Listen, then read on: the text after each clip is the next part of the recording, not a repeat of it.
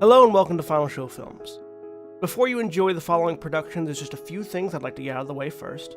Starting off, I'd like to thank all of our Patreon supporters, especially our $25 tier supporters, Antitonic, Cat, Waterflame, and Samantha Bates. If you'd like to support us, you can do so on our Patreon, patreon.com/fsfilms, as well as by following me on Twitter @JohnnyBates, following and subscribing to us on Twitch, twitch.tv/Senstaku, on YouTube, youtube.com/Senstaku, and on any of our podcast feeds, links to which you can find on my Twitter account. Thank you once again for tuning in, and I hope you have a good time. Bye.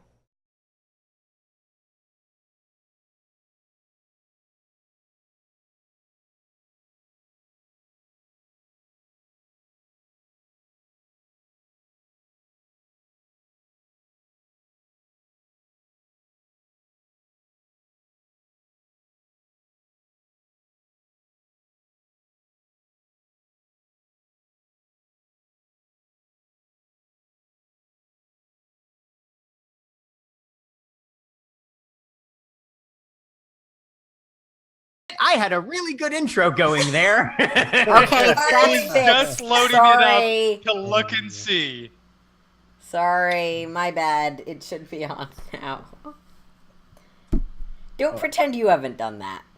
I have done that many a time. I have been responsible for many a soundless recording. Anyway, where was I? Yes, I'm Jack in Grover Green, Changing the Lost, Final Show Film. I'm the storyteller. We're at Gen Con, reduced cast. We're here to entertain you, regardless.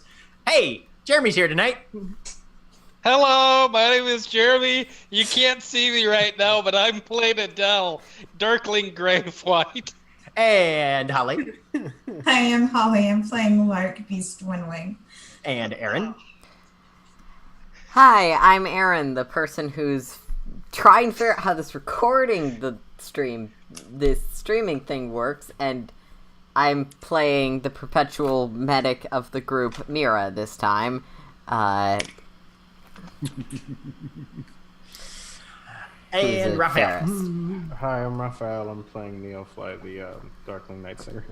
All right. And when last we visited Baltimore, the Motley Unlikely had been preparing for their second evening of running the Night Gallery, a club that the Freehold has founded in order to serve as a glamour harvesting location, because changelings need to leech emotions off of mortals in order to get the fuel they need to power their magic. So that's a thing.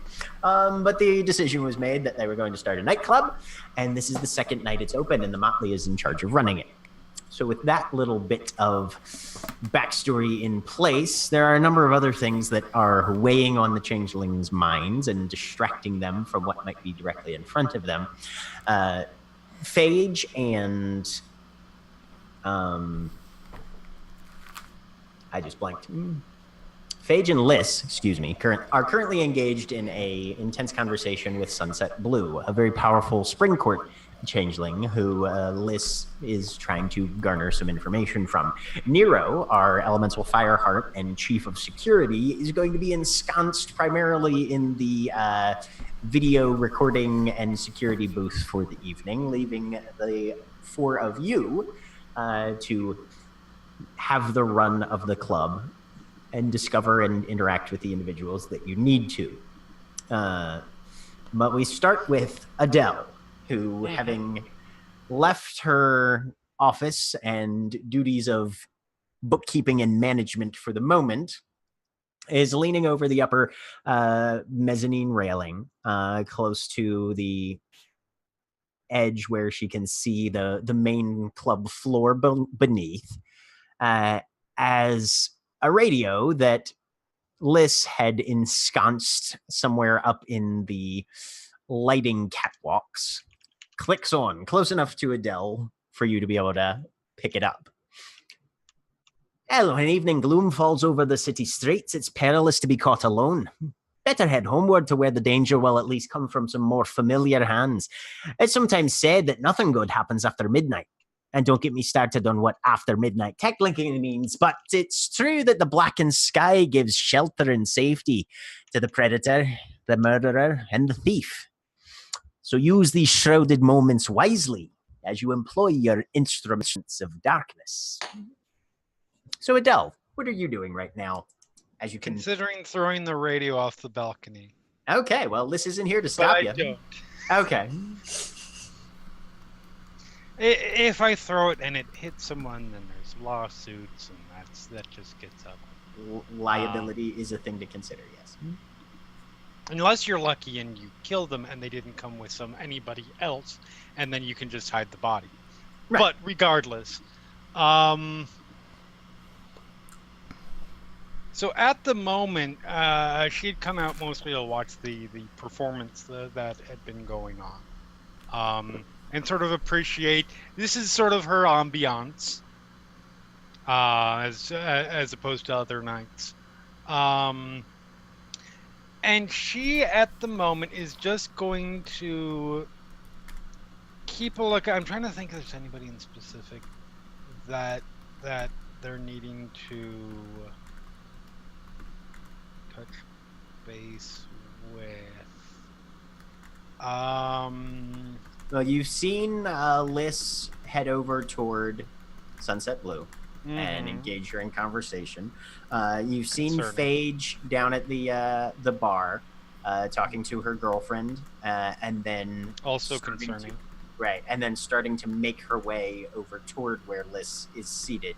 Although she's made it about halfway across the room because it's pretty packed down here right now, and Phage is a large woman. Right. That's all very concerning.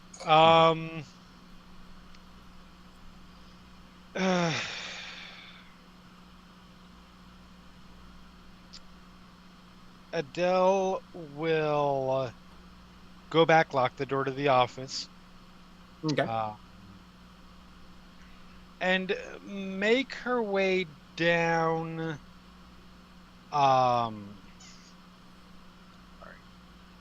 Make her way down to the floor proper.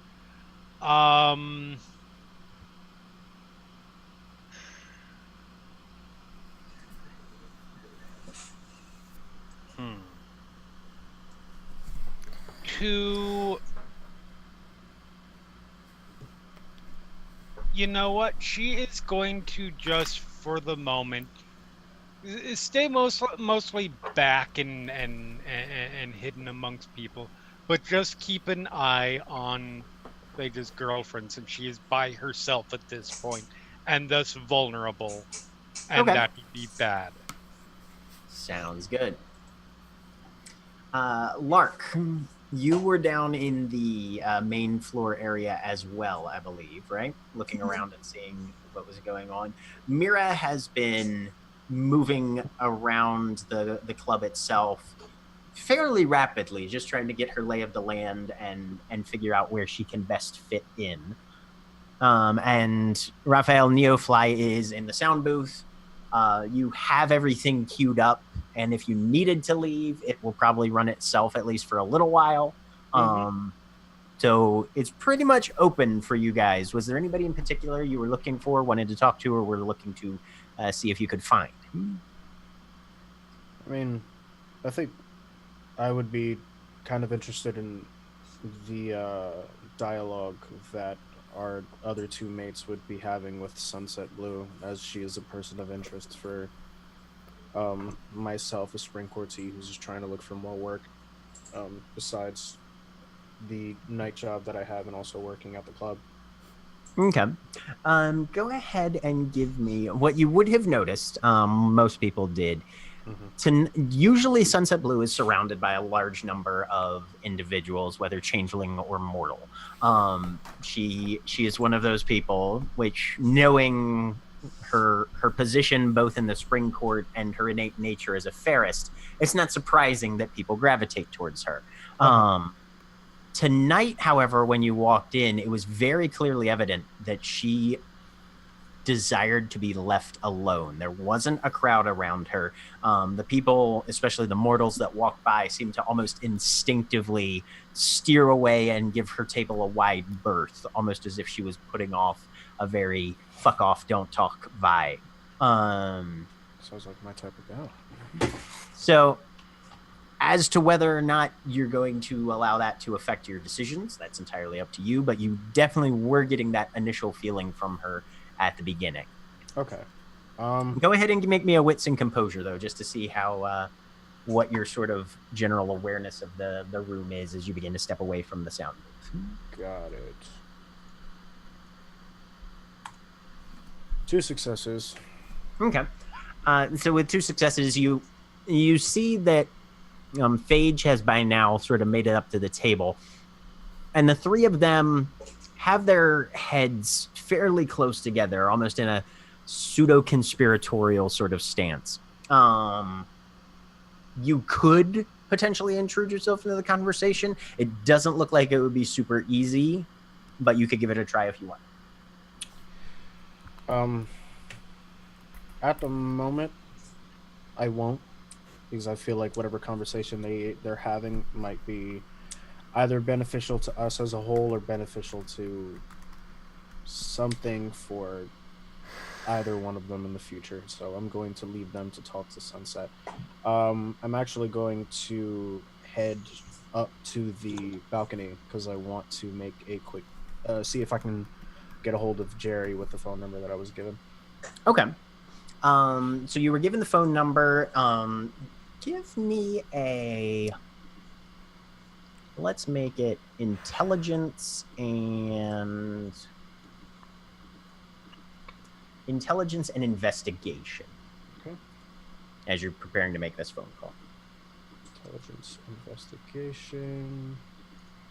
I'm assuming that keen observation has nothing to do with this roll. No, you could get your 1 extra die from that. Beautiful. 2 successes. Okay. So as you're looking at it, you notice the little drawings, the little icons there. Obviously, you've got a clock, and you've got a moon and several stars. Mm-hmm. And then the digits of the number beneath. You recognize that it's a local number. 410 is the area code for Baltimore. Okay. You're not entirely sure, but you feel like the other little doodle probably has something to do with it. Mm-hmm. But you haven't quite gotten to the point where you're exactly sure what it means. It might be this is the best time to call. It might be something of just personal significance. Could go either way. But you've got a number, and you know that this one's local, so it's probably not gonna. It's not like they'd be answering from another time zone or something like that. Okay. Could I make a roll to see if it has any kind of it might have any kind of supernatural significance? Yeah, that'd be intelligence and occult for something this obscure. Take a -2 to that, though. Okay. You said intelligence and occult? Yes. Intelligence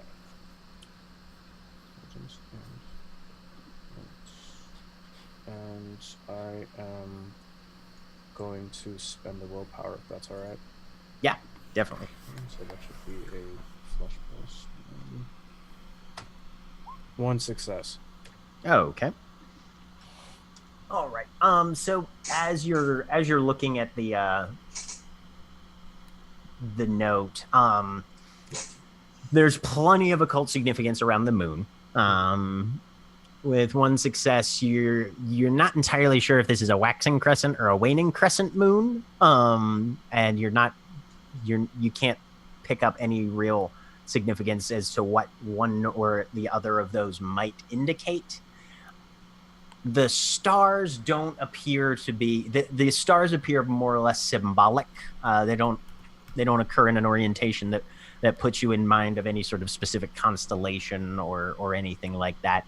Okay. All told, the other 4 icons might just mean, hey, this is nighttime, not daytime, or something like that. Mm-hmm. But you're other than the fact that there's potential for an occult message, but nothing specific. Okay. All right. So, I guess I'm just gonna hold out until calling it until I kind of wait until the time that looks like it's being represented on the clock, which I'm assuming it would be 12:15 a.m. Looking at the clock as you see it, you're looking at it. It looks like it's 3 o'clock. 3 o'clock. 3 a.m. is your best interpretation of what the time there being. With the hour hand on the 3 as you're holding it sort of more or less upright. Sure. And the nocturnal sort of icons of the doodle, you're thinking, probably at 3 a.m. if it was meant for that sort of purpose. And as you're looking at it, you're like, yeah, no, that would totally make sense. If you didn't want to be like, hey, call me at 3 a.m., a little doodle like this might be obscure enough that people might not catch on immediately if it fell into the wrong hands. Okay, so I'm just gonna write a little note at the bottom just saying call at 3 a.m. and just put it in my pocket and just make sure I pay attention to the time. Okay. Lark and Mira, what are you guys up to? Lark is looking for Barnaby. Give me a wits and composure.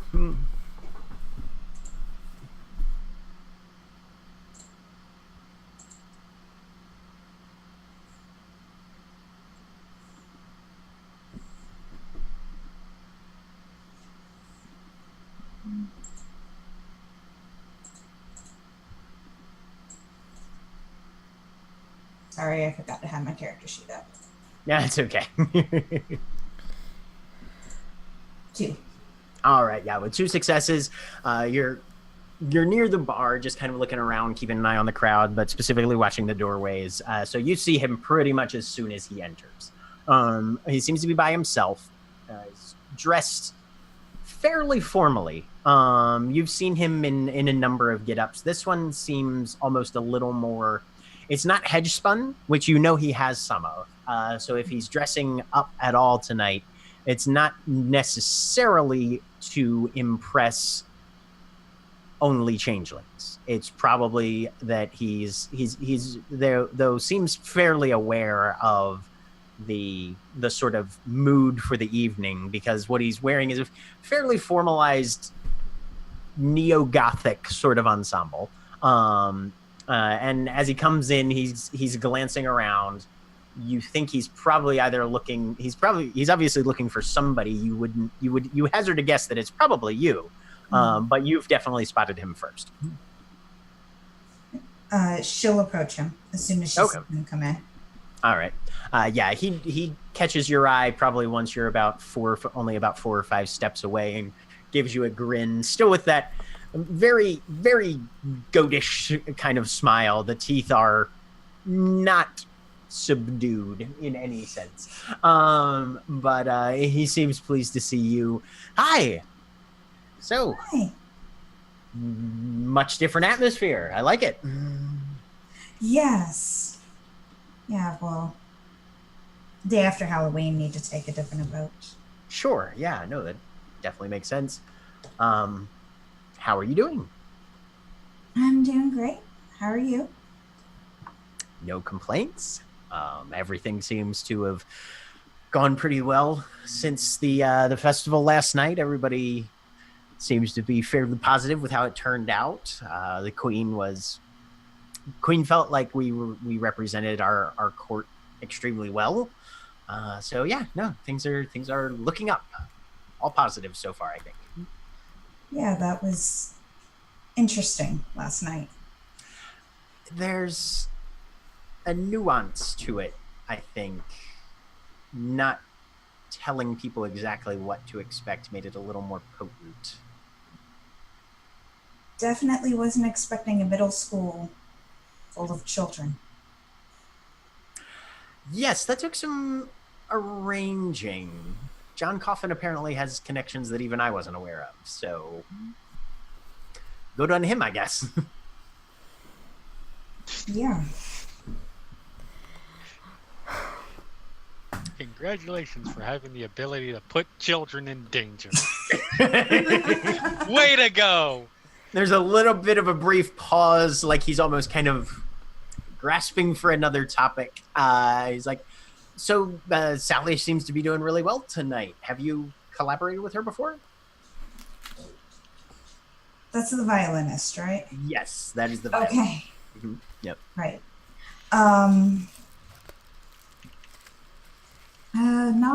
Not really. Not much. We should talk to her about that. I mean, if you're looking to do like any sort of vocal instrumental combos, she's great at what she does, but she doesn't sing very much. And if you guys,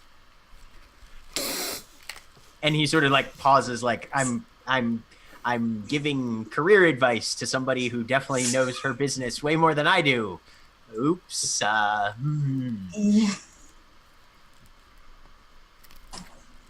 Anyway, just yeah. No, that's definitely a thought. Would you like to get a drink? She'll kind of like Yes, nudge yes, him. I would. We will happily take you up on that. And she'll lead him over to the bar. Okay. Yeah. So you guys get to the bar, and he immediately orders. He immediately orders just something hard and strong, mostly whiskey. And then kind of glances at you like, and you like Rum Coke. And sounds good. Will Turnover is behind the bar, and he's definitely handling things just fine in Phaesia's absence. Gets those poured for you on napkins, slid down. There's actually a lot of space at the bar currently. Whatever's the mood of this crowd, it's a very get what you need and then move back out onto the floor watching the performance. Sally is moving this room like she's got it on strings pretty much, and has the undivided attention of almost everybody who's not actively engaged, interacting with one of their friends or companions. I'm not sure if there was supposed to be a pun intended there, but I got it. Because strings. Because violins. And yeah. Oh. Yeah. Oh, but question. Is this the violinist that we met last season? From Summer So Court? you met her at the summer court. She is not a summer court. Yeah, she is not a summer courtier, but yes, when you guys went to Fort McHenry for the first time, yep. She was having a rather spirited discussion with War Dancer outside on the grounds. Yes, that was the first time you guys saw her. Okay. So Neofly would actually go down to look at the performance because it's been a while since he's seen that certain, heard that certain kind of music that he's missed so much. Give me an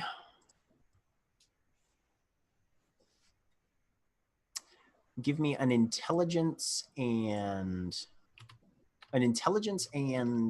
expression, and you can add your weird to it as well. Okay. Intelligence, expression.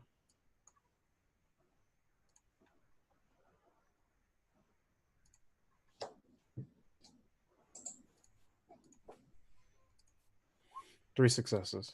Okay. So Sally has a very active performance style. She puts one in mind of like a Lindsay Sterling-esque sort of performance in terms of she's extremely musical, but she's also very physical in her approach to her stage persona. The main thing you're able to pick up, not only is her technicality and her talent are not at the same level. She's got a lot of sort of raw ability, but there's not a very strongly controlled technique. Okay. But the other thing that you notice is she's not using this opportunity to harvest at all. You can tell very, very clearly just by watching her for a few minutes. She's pulling and manipulating the emotions of her audience, but she's not harvesting anything, at least not yet. Okay. So she's just okay. Got it. She's just here to shut it down. At least for the moment. Yeah. Got it. That makes sense. Yep. Mira. So you've gotten yourself a little more familiar with the layout of the night gallery. You've wandered upstairs, downstairs, and in between. You've sort of figured out pretty quickly, picked up on the, all right, third floor, changelings only. Second floor is, a little bit more reserved, but the majority of the mortal clientele stays on the bottom floor. Both by preference and design, it seems, for the most part. Mm-hmm. Is there anything particular that you're looking for, anybody in particular that you're trying to see is if they're present? I'm looking for anyone. Not particularly. I'm just trying to be around, be helpful.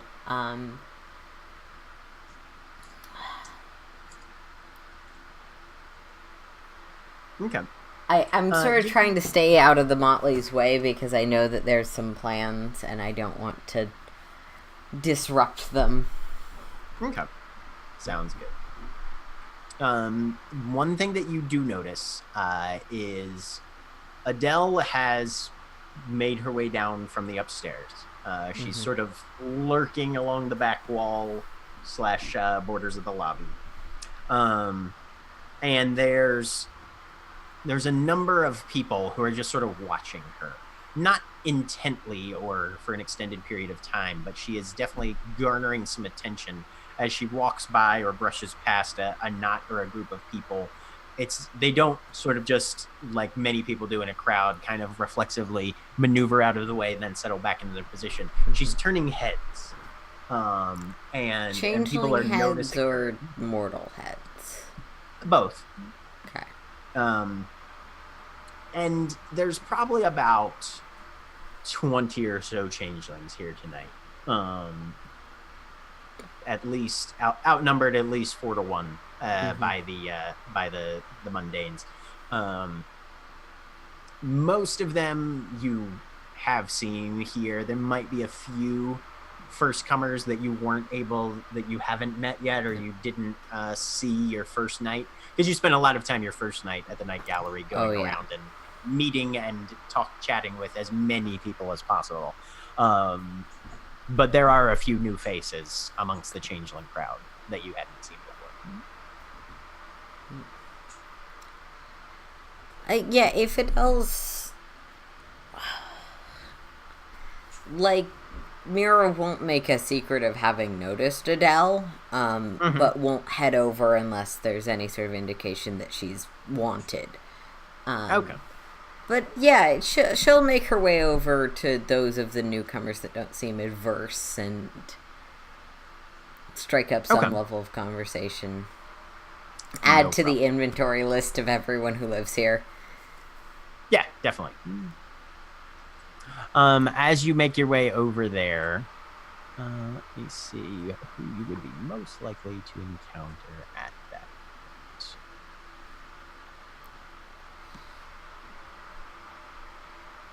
point.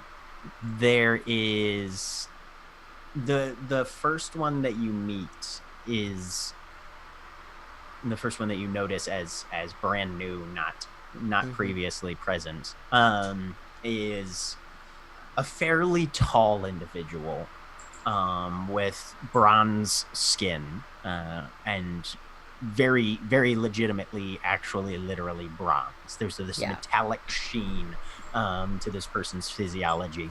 The hair itself almost looks like tightly curled metal shavings, and there's just a solidity about the person. Very little of the sort of malleability or flexibility that you observe in natural flesh. This person looks forged or sculpted, with a very faint glow to the eyes, as if there's still some residual furnace heat left behind in whatever metallic substance makes up their body.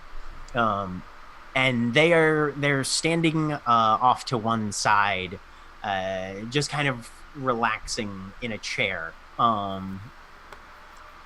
with a sort of bemused, curious expression on their face, almost as though they're a person surrounded by other beings that they don't share origin with.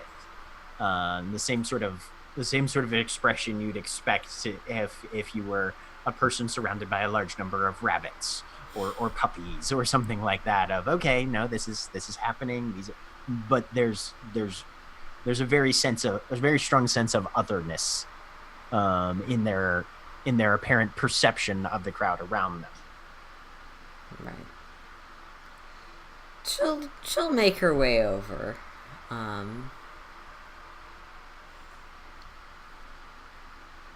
Hello. Hello. Enjoying the party? I think so. That's great. It really is nice. The violinist's quite good today.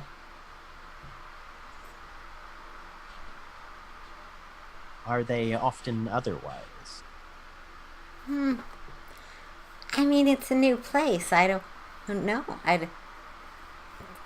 This is the best violinist they've had in the 2 times they've been open, but they didn't have a violinist last time. I see. Who are they? The club owners, I suppose? Who's management? Very well, yes. I believe I understand. Is this what is done in places like this, mostly? Music and drink and celebration, I suppose? Celebration, socialization, making friends. Yeah. I am unused to this.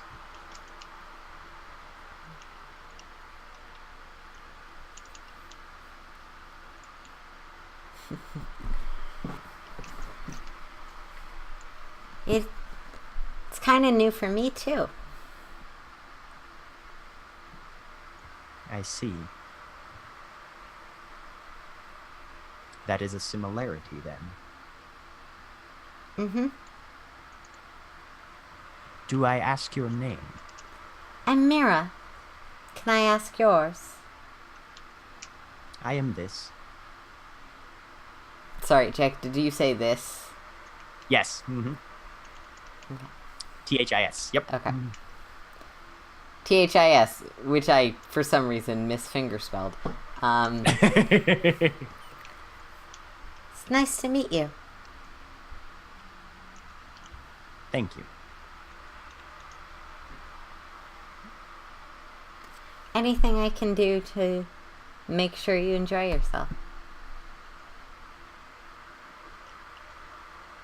I think they expect me to enjoy myself. How does one know if they are enjoying themselves?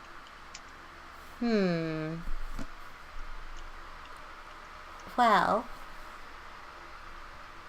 I suppose it's different for everyone.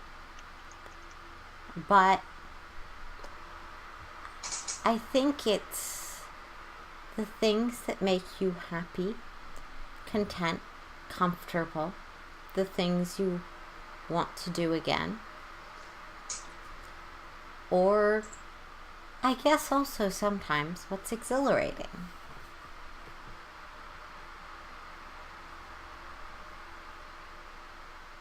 These are words that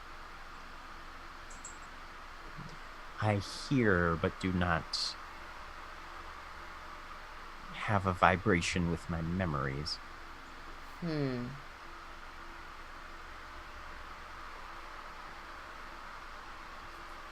I have been told that understanding will come with further experience, so perhaps I will try to gather experience tonight.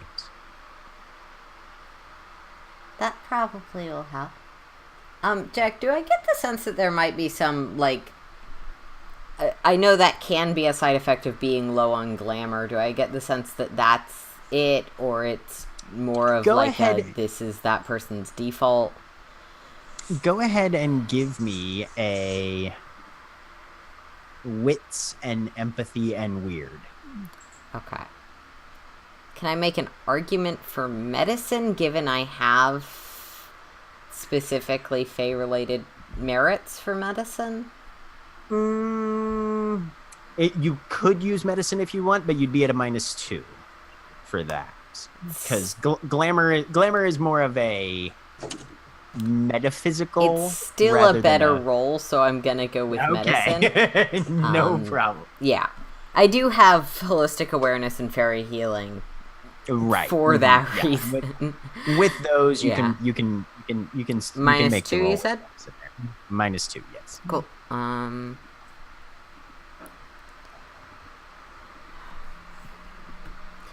That was -20. So can I re-roll? Yeah, try that again without the -20. Shockingly, I got 0 successes with -19 or so dice. -13 dice. Yeah. 3 successes. Okay. As you're sort of trying to get a read on this, they don't seem to be low on glamour. Okay. You've been around enough variety of changelings to know that somebody like this, who seems to have a fairly elemental nature, usually has a hard time peopling to an extent. And when they are peopling, they usually have to work a lot harder at it. Mm-hmm. Also, given the fact that you've never seen this person before, but they don't carry themselves as somebody who's been back much longer than you have, you're guessing that they're fairly new to the whole situation, and they're having a little bit of Arcadian culture shock, as it were, which is not at all uncommon. So yeah, that's mostly what you're pulling off of those 3 successes. Odds are if... Yeah. Oh, go ahead. No, sorry. Odds are if they're here tonight, they sort of get the idea of what's going on, and apparently they've had some explanation given to them. So they're probably aware of the fact that if they need glamour, they can get some glamour. So yeah. Yeah.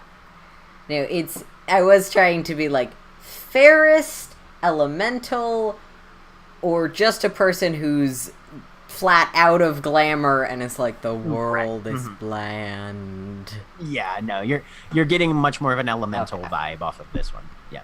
Because we also have trouble peopling. It's just trouble caring about people. Right. You're great at interacting with people.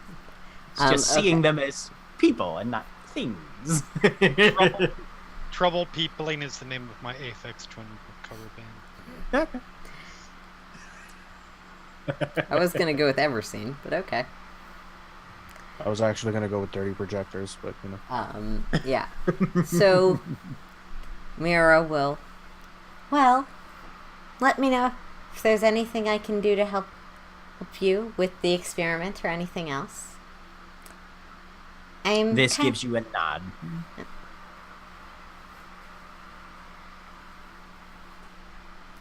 Have a good night. Bounce off.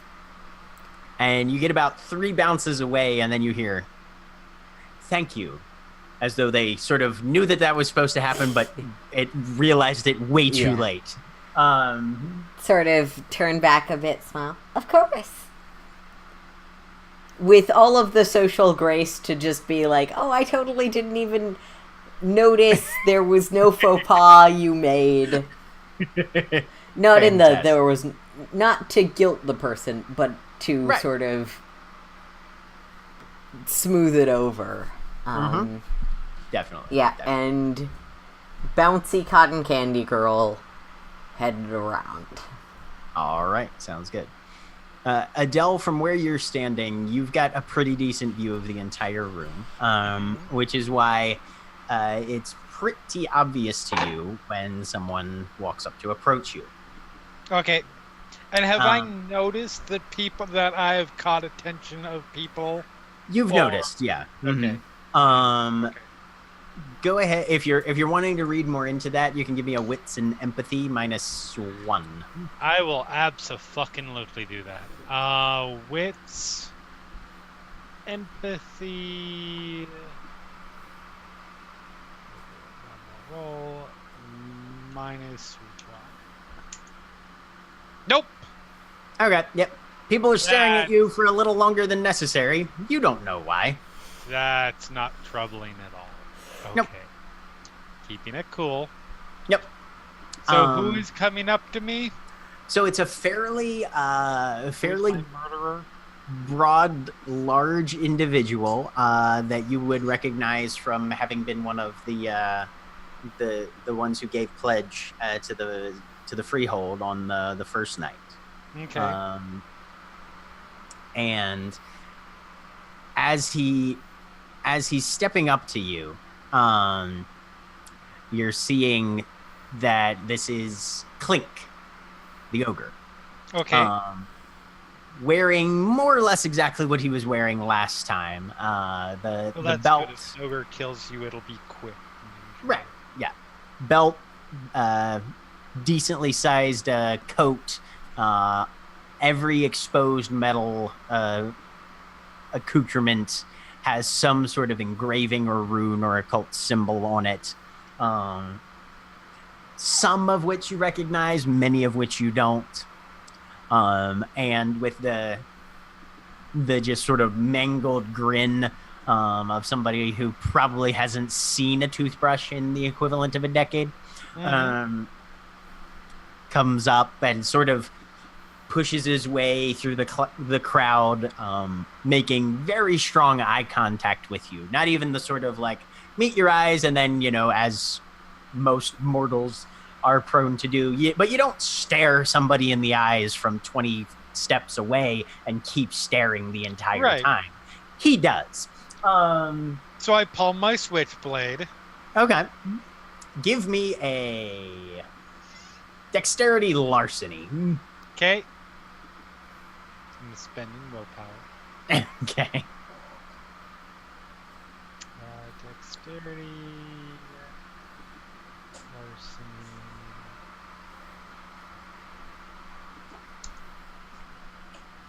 There's one. I'll take it. Take the one. But Clink steps up to you. Oh, hey there. They tell me you're the boss lady. Well, what can I do for you? I hear you're the one to talk to about ghosts and stuff. That is accurate. I've seen ghosts since I got back. Really? Oh, yeah, they're everywhere. Wonderful. In fact, a fella got hit in a crosswalk right in front of me, and I saw him just kind of floating up and out, and he was staring down at his mangled body there and bleeding all over the pavement, and he seemed to be very perturbed and uncertain of what was going on. Yes, that can happen. That's unfortunate. Then the police showed up, and that was a little bit disconcerting for me because I try and steer clear of law enforcement other than when absolutely necessary. Because well, I don't have a car, so I'm not too worried about parking violations and the like. But I'm certain that they have a tendency to screw up an individual's life given the choice. Right, of course. So do you just see them, or can you interact with them? Oh, I just saw him just for a split there, just for a minute, and then that burned off one of my buttons because I'd only had the one charm on it. But it's nice to know that one worked at least.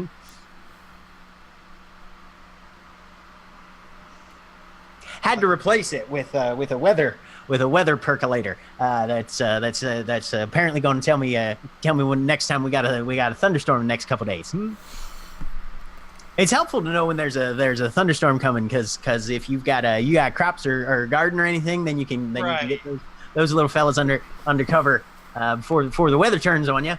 So I figured that was probably a good idea. I'm seeing if I can scrounge up a patch of dirt that I might be able to grow some herbs and whatnot on. Do you make these yourself? Yes, most of the time I do, because it was my I had some experiences. Really?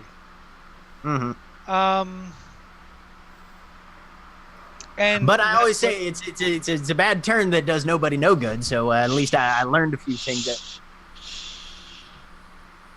her patient has come to. Um. So this enabled. This is what enabled you to see our friends beyond the veil, and you made it. And do you have questions? I'm not sure. Okay, you can talk again. Oh, good. I do apologize. I have a tendency to run on It's quite occasion. all right. Quite all right. Well, yeah. Being that I have a tremendous amount of personal and academic educational interest in all things that are less than mundane for the most part. I have been attempting to make the rounds and strike up acquaintance with other people who might be considered experts in their specific fields here in our keyhole. And whenever I mention the ghost thing, most people mention you. It is something I have a particular talent for. Are there different? I suppose species is the wrong word, but I'm having trouble coming up with. Are there categorizations to the undead? The non corporeal types. I mean, they're people who have moved on. There are different personalities to them, of course. There are some. There's some that are much safer to contact than others. Yes. Actually, how much do I actually know about that much of it? So yeah, you're very aware that, but from your experiences, ghosts are very much an individualized thing. Right. Yes. There's no more various species or categories of ghosts than there really technically are of human beings. Right. They're all people that died but hung around for whatever reason. Mm-hmm. And you might be able to categorize them by reason that they ran around, but functionally in the sort of mechanical perspective, Yeah. a ghost is a ghost. Right. And there's certain things that pretty much all of them have in common, kind of like all humans need to breathe oxygen, Right. We don't have the we breathe potassium ones, or anything like that. Okay. But yeah, that's been your experience, Yeah. and most of your research and There's activities have weighed that out. there are certainly some that are, like I said, more dangerous than others. There is certainly some who are more chatty than others. Who have, shall we say, acclimated better to their new existence. But they don't. There aren't meetings. They don't organize. There aren't like the poltergeists and the blah and the blah. No, that's not really a thing. All right. If I could ask, since you said you were looking around for other people with a level of experience with this, or that you have an interest in it yourself, what is your area of expertise? Oh, personally, I am a bit of an amateur. I dabble in a number of categories, and when something catches my interest, I generally try and. But specifically, I'm a charmsmith, and Yes, of course.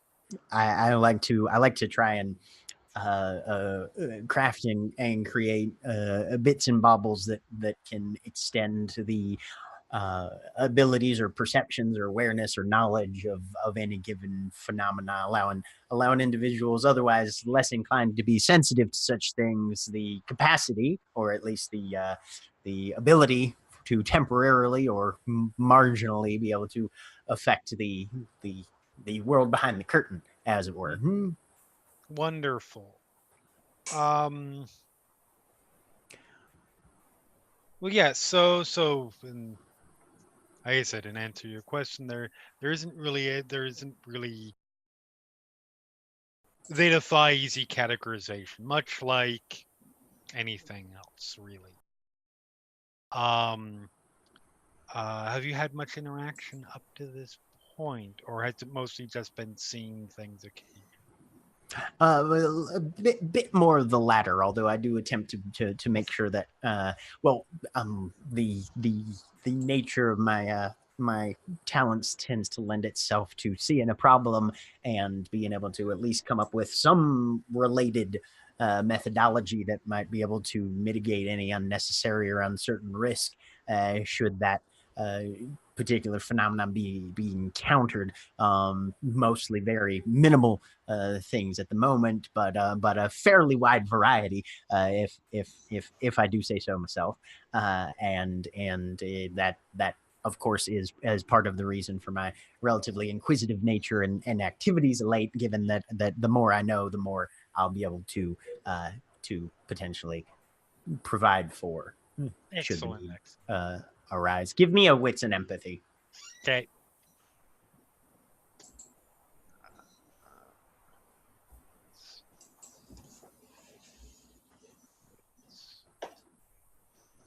Empathy. Nope. Yeah, best you can tell, Clink is basically what you would get if a witches' coven had a Boy Scout troop. All kind of balled into one dude. I can relate. So, well, yeah, mostly I think you don't necessarily need to worry about them too much in terms of mitigation. Most of them are not. Most of our life deprived friends are is simply content to be eternally trapped in their own wanderings and repeating unfortunate things, or just to live their unlives. There isn't much the entity that actually wants to do so negatively affect us or affect anything else is fairly low. But it is wonderful to meet another explorer of the occult.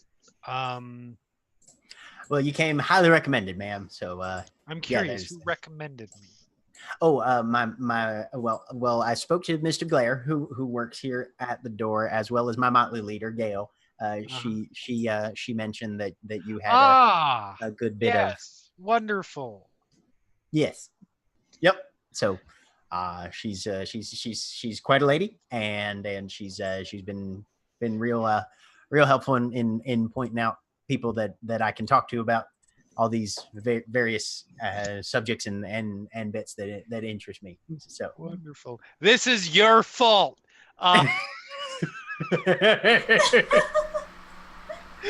No. Yes. And if I can ask, so you won't consider it a rude question. If you've joined one, have you joined? Oh, for our court, we all took a vote, and we all decided that that summer was best in keeping with our our predilections and preferences. So yeah, in Tarsia's a summer motley. You joined the court by group vote. Wonderful. How unique. Well, Yeah, no, if you ever have any other curiosities regarding our friends that you need satisfied, I would be more than happy. I would be more than happy to make some introductions if you would like. Oh, would this be like kind of one of those ride along things that I've been hearing about on the television thing, box pictures? You know about the box with pictures that's called the television, right? No, this would. If you're interested in meeting ghosts, I could introduce you to some. Is what I'm. That. Yeah, no, that sounds mighty delightful. I would very much appreciate the opportunity. I have a phone number, and he digs in his pocket and pulls out a piece of paper that he looks at, mutters something to himself quietly for a moment, and then hands to you.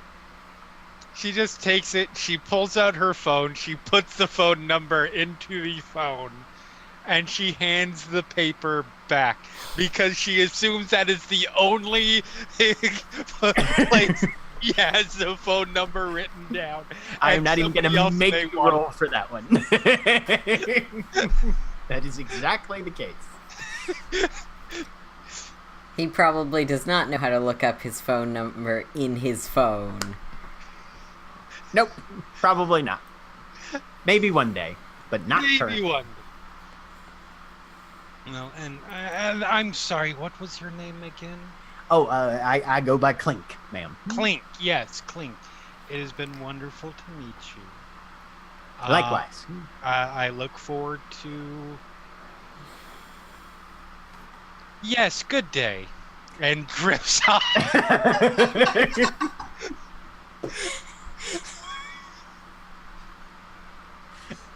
So, Lark, from where you're at the go bar... murder a Ferris now. Lark, from where you and Barnaby are at the bar, you catch most of this. Like, it's a little out of the way, and most of the conversation is only marginally audible, but you see pretty much all of this happen. Barnaby kind of leans forward on the counter. I do believe that boy is going to find himself in quite a bit of trouble given a week or so. Lark is trying really hard not to just burst out laughing right now. And she'll just nod to what Barnaby said. But I didn't get a chance to ask. How was your experience, Samhain night? Interesting. My child almost died. That was pretty common from what I could see.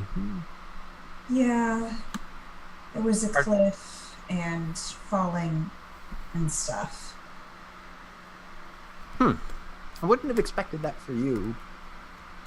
I mean, child in peril, of course, is something that most people find a little edge.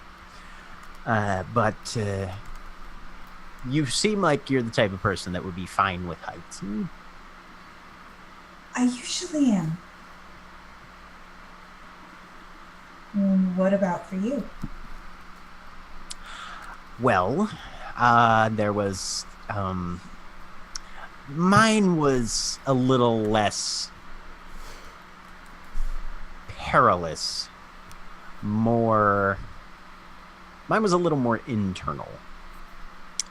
There are apparently a number of unresolved issues that I will need to attend to in terms of my own mental health, shall we say. And some of my default tendencies when I feel I'm under pressure. I need to be able to step away and evaluate rather than simply reacting. All right.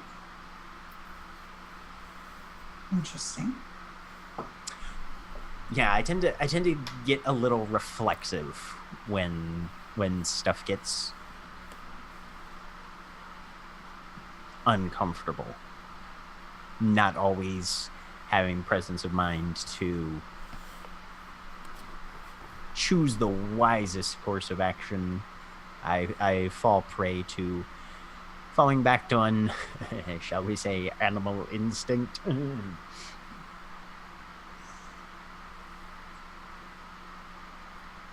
Which is not always the best. I mean, sometimes it's helpful, but it's one of those things that it helps to be able to take 10 seconds and decide on in the heat of the moment. Yes. So yeah, that was mostly what I took away from mine. Well, it was an interesting learning experience. And I think that was honestly Coffin's idea, and definitely something that Her Majesty had wanted us to pursue, at least, was exposing people to what they weren't ready for in an environment that gave us the ability to at least control the level of exposure. Kind of a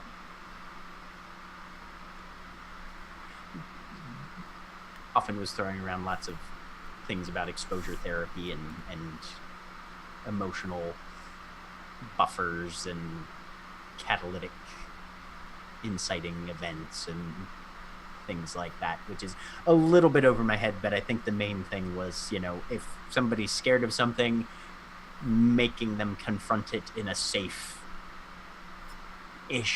environment is better than them just shutting themselves away from it and then it suddenly leaping out in front of them in full force and them having no recourse but to have to deal with it immediately.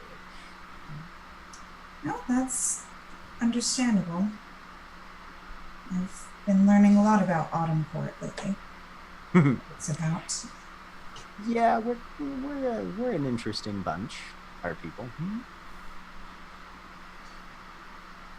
So, tell me more about you. I feel like I don't really know you very well.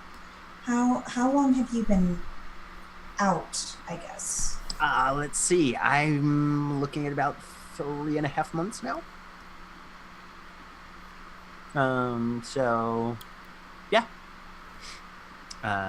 Came out with a couple others.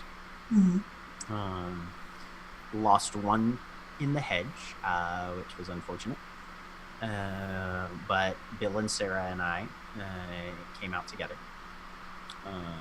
We met Anima about a week or two after we'd been back. She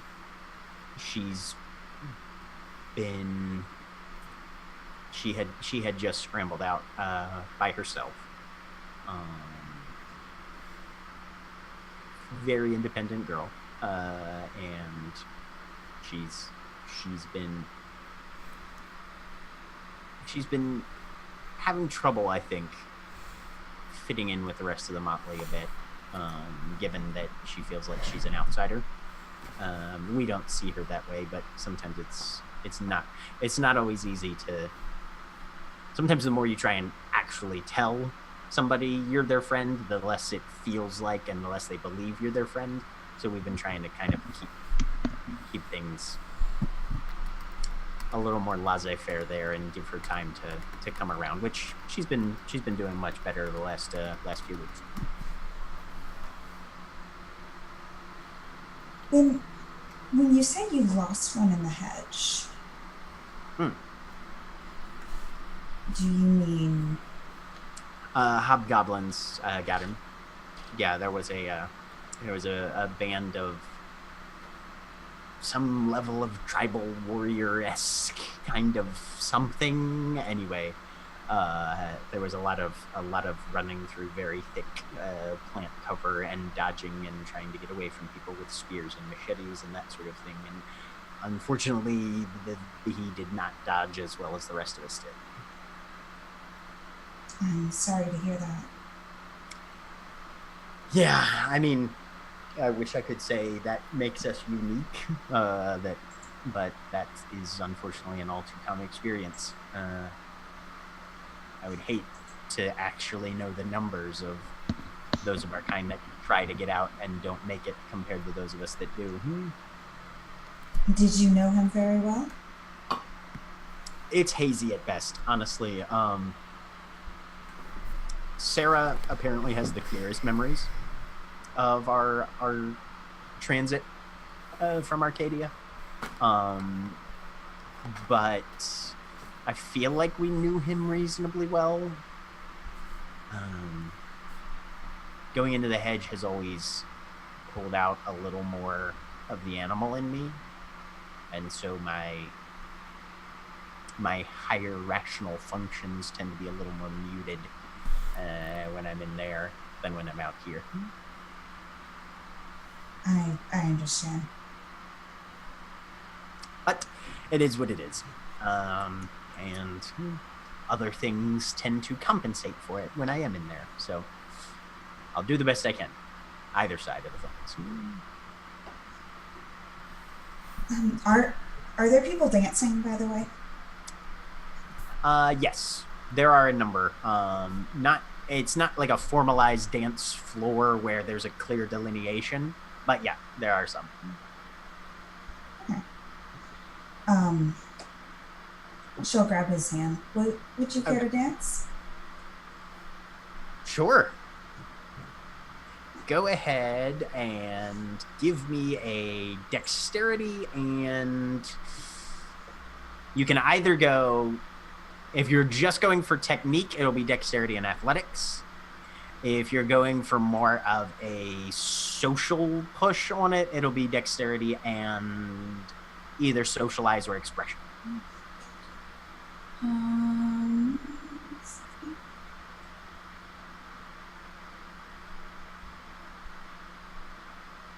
I'm gonna go for dexterity and expression. Okay. And you can spend a willpower if you like.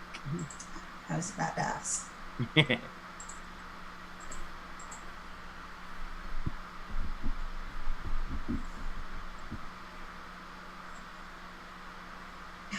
Zero.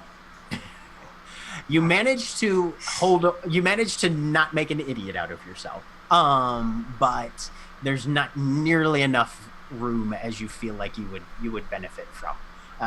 So you do your best, and you notice that Barnaby is definitely trying to just focus on his technique. I mean, he'll stay with you, eye contact, smile, and that sort of thing.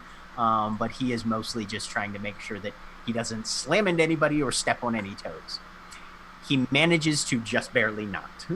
But it's fun. And having noticed you two specifically coming out onto the floor, because most of the other dancers are mundane, Sally sort of changes the tempo to something a little more danceable than what she was playing previously. And you'd consider it a minor social success, all things considered, the two of you together. All right. Neofly, you've been sort of just watching all this happen, and it's mostly happening all on the first floor, so you've got a pretty decent sight line to it, because you were still up on the mezzanine, right? Mm-hmm. Yep. And as this happens, you see by now Liz and Phage have stepped away from a sunset, and she has a slightly more relaxed aspect to her now. Whatever they spoke of, it's taken a little bit of the edge off of that frosty sort of vibe that she was projecting to keep people away from her earlier in the evening. Okay. What time is it right now? Right now, it's barely pushing like 11 o'clock. Got it. Yeah, I'm gonna go see what's going on with her. Okay. As you walk down, she is draining a martini glass empty, setting it on the table, and just sort of idly watching the performance. Is she at the bar right now? No, she is at a table off to the side, actually on the opposite wall from the bar. I'm gonna head to the bar real quick and get her a martini and get myself a whiskey dry. Okay. Turnover will get that set for you. You order the whiskey, you order the martini. He gives you a look, and let's see if he picks up on anything.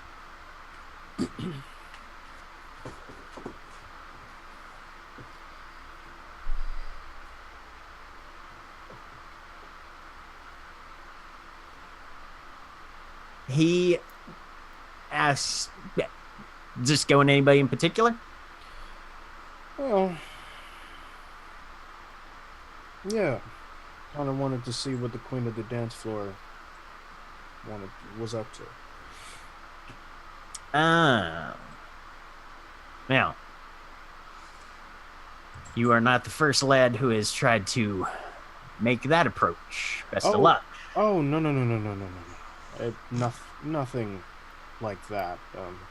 Kind of just trying to be more in a, how should you say, platonic sense. My heart is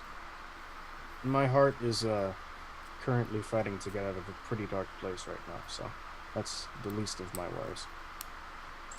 Okay, well, when you need that second whiskey, then you come see me. But you. for her, she's gonna want, and he pulls a very small vial out of his apron.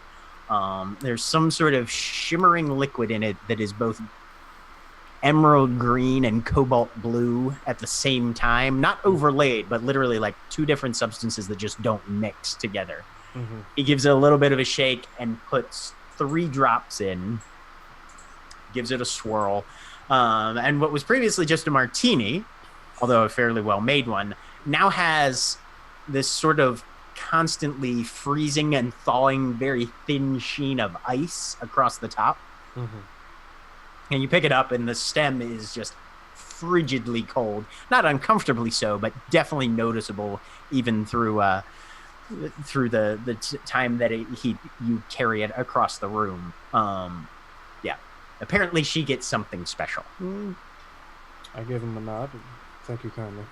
And I start heading over there. All right. As you make your way across, there's a moment when you think she sees you as you know how heads of a crowd will move and you'll get sight of something and then people will cross over and you'll lose it for a minute. Mm-hmm. That happens 3 or 4 times as you're making your way across, and one of those times you could swear that she looks up and looks you dead in the eyes, but as soon as the crowd parts again, she's kind of just idly staring back at the stage. Her attention seems very firmly fixed on Sally for the most part. Would I be able to make a roll to pick up on anything or kind of see what she's trying to Yeah, you give me a wits and empathy. Got it. 20.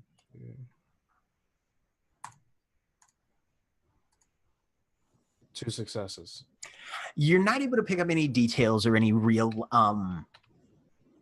insight other than the fact that you would be shocked if these two didn't have some sort of history. You don't know you can't really divine what the nature of it was, but there's definitely a tension of something that when they were once in a particular level of interaction, and apparently that has significantly changed now. It's that kind of look. So if I put 2 to 2 together, that would be why she's been acting so cold as of late. Potentially. Yeah. Seeing Sally up there on stage might be the reason that she is different than her normal status quo. Makes sense. Okay. So I'm just going to continue to head to the table. Okay. As you approach, when you're within a few steps, she looks up and notices and kind of gives you a sort of quizzical evaluating look for a moment with a smile. Oh. Apparently, a lady would have to go very far to be left alone in this room. What can I do for you? Well, I was just hoping I could get a piece of your time. Drink? And I would... It's an excellent start. And she'll take it. Let's see. Hold on, what am I talking about? And there's a single extra chair at her table, and she'll sort of gesture for you. Thank you, and I'll sit down. Seems pretty rare that I usually see you in plain sight, if I should say so myself.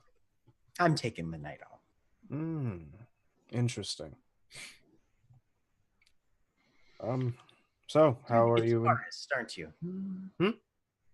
You're the guitarist, yes? Yes, you can say that. It's a rather bold move that you struck the first night. Oh, you mean that? Yes, I do. Well, I was kind of in a strange headspace, and I needed some questions answered, and they were somewhat answered that night. Fascinating, isn't it, that no matter how far we get from where we once were, it still boils up at unique moments. That is very much interesting. It seems as if it's something that we can never let go, whether we want to let it go or not. We shouldn't want it too much. Wanting it is fine, but not too much. Agreed. So, how are you enjoying our establishment? Well, I'm definitely appreciating the flexibility of the space. Much different than it was when you and your friend were here the previous night, but not entirely unwelcome, I would think. Management, I assume, much prefers this sort of performance. Yes. When it's a more stable performer is always better. And the aesthetic, of course. Yes, of course. You have questions. You can say that. All right. Well, Mr. Miller, may I? Well, I'll allow it only for you, Miss Blue. Duly noted, and my lips will be sealed on the matter otherwise then. Thank you kindly. I did do a bit of research on all of you once the announcement was made as to who would be managing the commons, so you'll forgive my inquisitive nature. Please. But one assumption deserves another, so ask away. Well, I know that you are particularly experienced in the nightlife of Baltimore, and a starving artist like me could always use a place to play. Ah. So if I take your meaning, you're hoping that I will employ the goodwill that I've garnered from owners and managers of establishments to allow them to hear the music of an up-and-coming artist that has done so much for me and my friends that I can't help but express my gratitude and allow him to trade a bit on my name, as it were, in order to find opportunities that will keep him from having to do something deeply shameful like work at a Starbucks. Well, of course, a favor for a favor is always a currency that I could go for. And what type of favor could you offer in return? Not assumptive, simply curious. Well, it all depends on what you might be looking for. I have pretty good eyes. I can get places where I can reach a lot of places where people can't reach in the physical sense. I like to stay very athletic. And I know how to move lead in directions which would be fatal to some people if that's what you need. Hmm. Strong strike and a bold one. Mm. Interesting. Now, gentlemen of your talents tend to be of a nature where they either are unseen or unafraid of being seen. Which are you?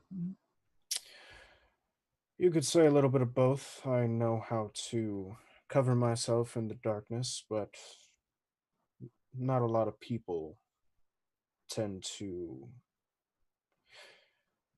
say very much when they see me in undesirable circumstances. Yeah, I'm certain that you comport yourself as someone who is quite at home in undesirable circumstances. So, It's my nature. very good. The ability to play to one's nature is something that's very important, especially for individuals of ours. Hmm. I might have use for certain talents and abilities that you can provide. As far as my goodwill at the various establishments that I frequent in the city, well, there's an aura of mystique that one cultivates in order to maintain a reputation such as I've crafted for myself. Coming out and making requests of that nature would need to be handled delicately, of course, in order to not shatter the illusion too much. Of course. But there are a number of individuals that I might be able to hint at or influence who would then carry the necessary news from mouth to mouth and ear to ear until it reaches the persons that you'd be interested in having the information. What do Noted. you do in your spare time when you're not working here? Well, I do continue my progress musically, but more in the digital sense. I do have another job as a music tech at a small shop, and Hmm. other than that, I mostly work freelance for whoever needs a stage musician or a session musician. So a rumor or two started about a new gentleman who I heard a bit of talk about, and apparently one of my friends who frequents whichever establishment and studio that it is seems to be under the impression that you are a highly talented individual who is being wasted by being locked away, and your options for live performance would be something that any keen business minded manager would be foolish to pass up the opportunity to take advantage of. I Very think we true. could make something work. Okay. As far as my favor goes, there may be a few things that I need to purchase for a party that I'm throwing. But unfortunately, they are not the sort of things that can generally be purchased. They must be acquired. Hmm. And if you're willing to undergo a slightly risky endeavor that would result in the acquisition of certain, shall we say, atmospheric enhancements for an event, but I can get you the details of that as the time draws closer, if you like. Of course. Excellent. Well, this has been a very productive conversation. One, I must confess, I did not quite anticipate when you ordered my drink. Well, a certain person, a person like me always has to keep his surprises. And my court does love a good surprise. We're going to have our eyes on you.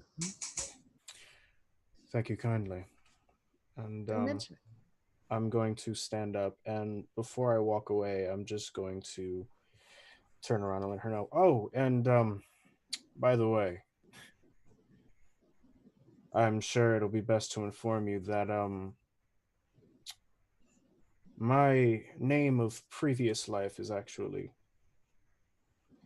quite known around here.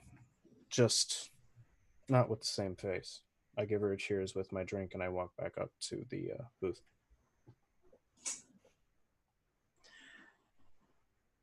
And you can feel her eyes kind of following you most of the way before you get back into the booth. There's a weird sort of tingle running down your spine. You're not sure if it's interest or a margin of terror. There are definitely depths to Sunset that you barely even scratch the surface of. And she's got that sort of aspect where you don't necessarily think, oh, that woman is dangerous. But now with a little bit of space and given a little bit of time to think, there's every possibility that you didn't think that because she's dangerous enough, she doesn't have to project it. Or it could just be, hey, it's a gorgeous woman in a dark club and we were having, slightly clandestine dealings, and that sort of thing kind of gets the adrenaline flowing a bit for most people. Well, I mean, either way that I would be thinking it, I'd proceed to throw the glass of whiskey back. Sit back at my post and continue to watch the performance and everything that goes on. All right. As I wait at that point, for 3 a.m. to happen. And at that point, we will take a break. The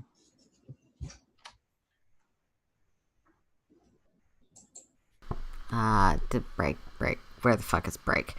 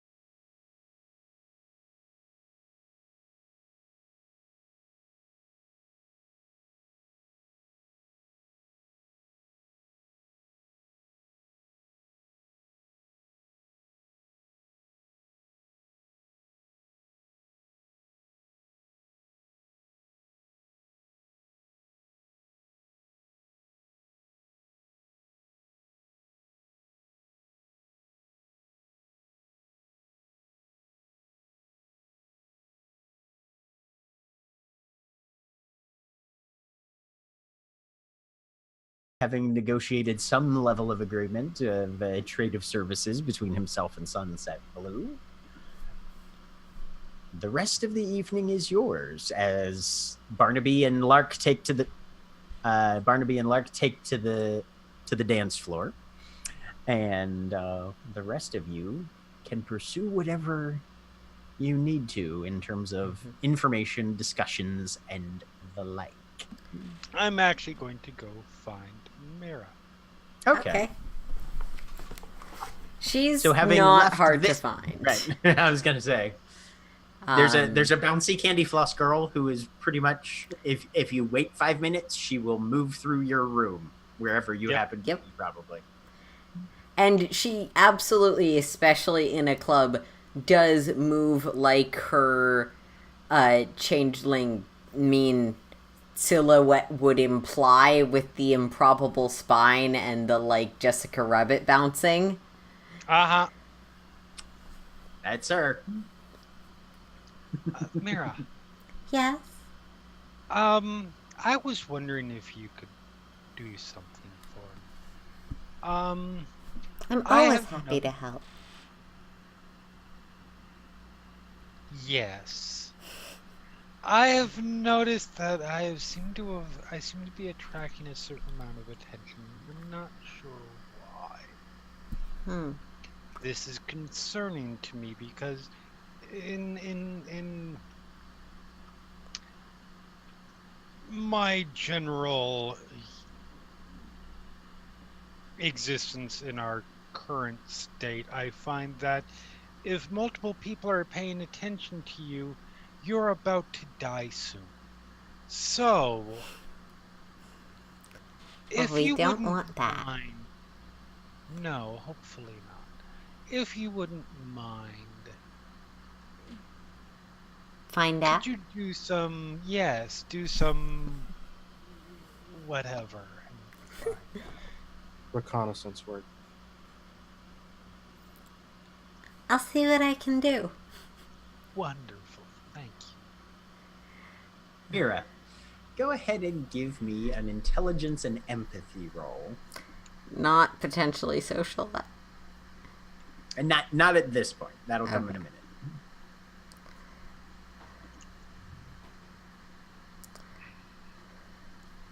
But as a fairist, even if you don't have any dots, you still don't take the penalty. So. No, I have a dot. Okay, good. 2 successes. Because I rolled really fucking well. I mean, there is the bleached hair. You don't know. You kind of don't think that's everything, but maybe. Oh, that's true.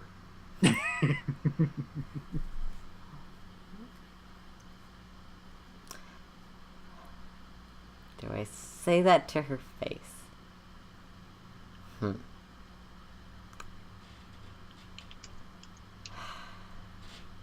Is there any way I can get a sense of how Adele would respond to me commenting on her physical appearance?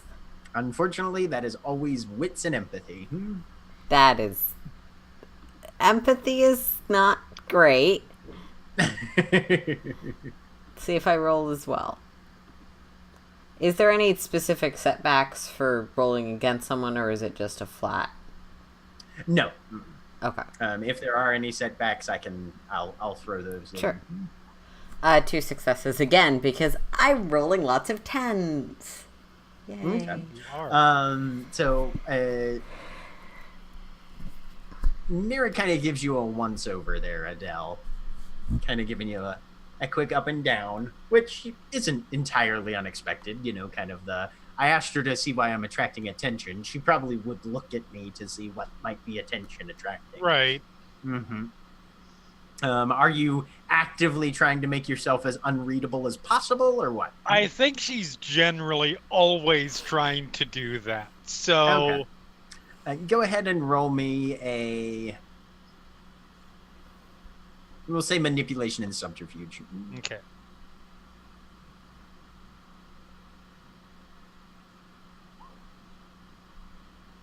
So Okay. 1.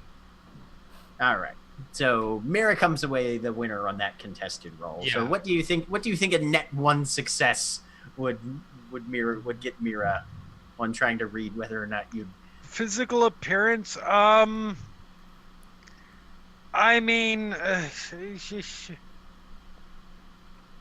she looks like a walking corpse. She doesn't really worry too much about that. Like, it's not a confidence issue for her. It's definitely something that, given the amount of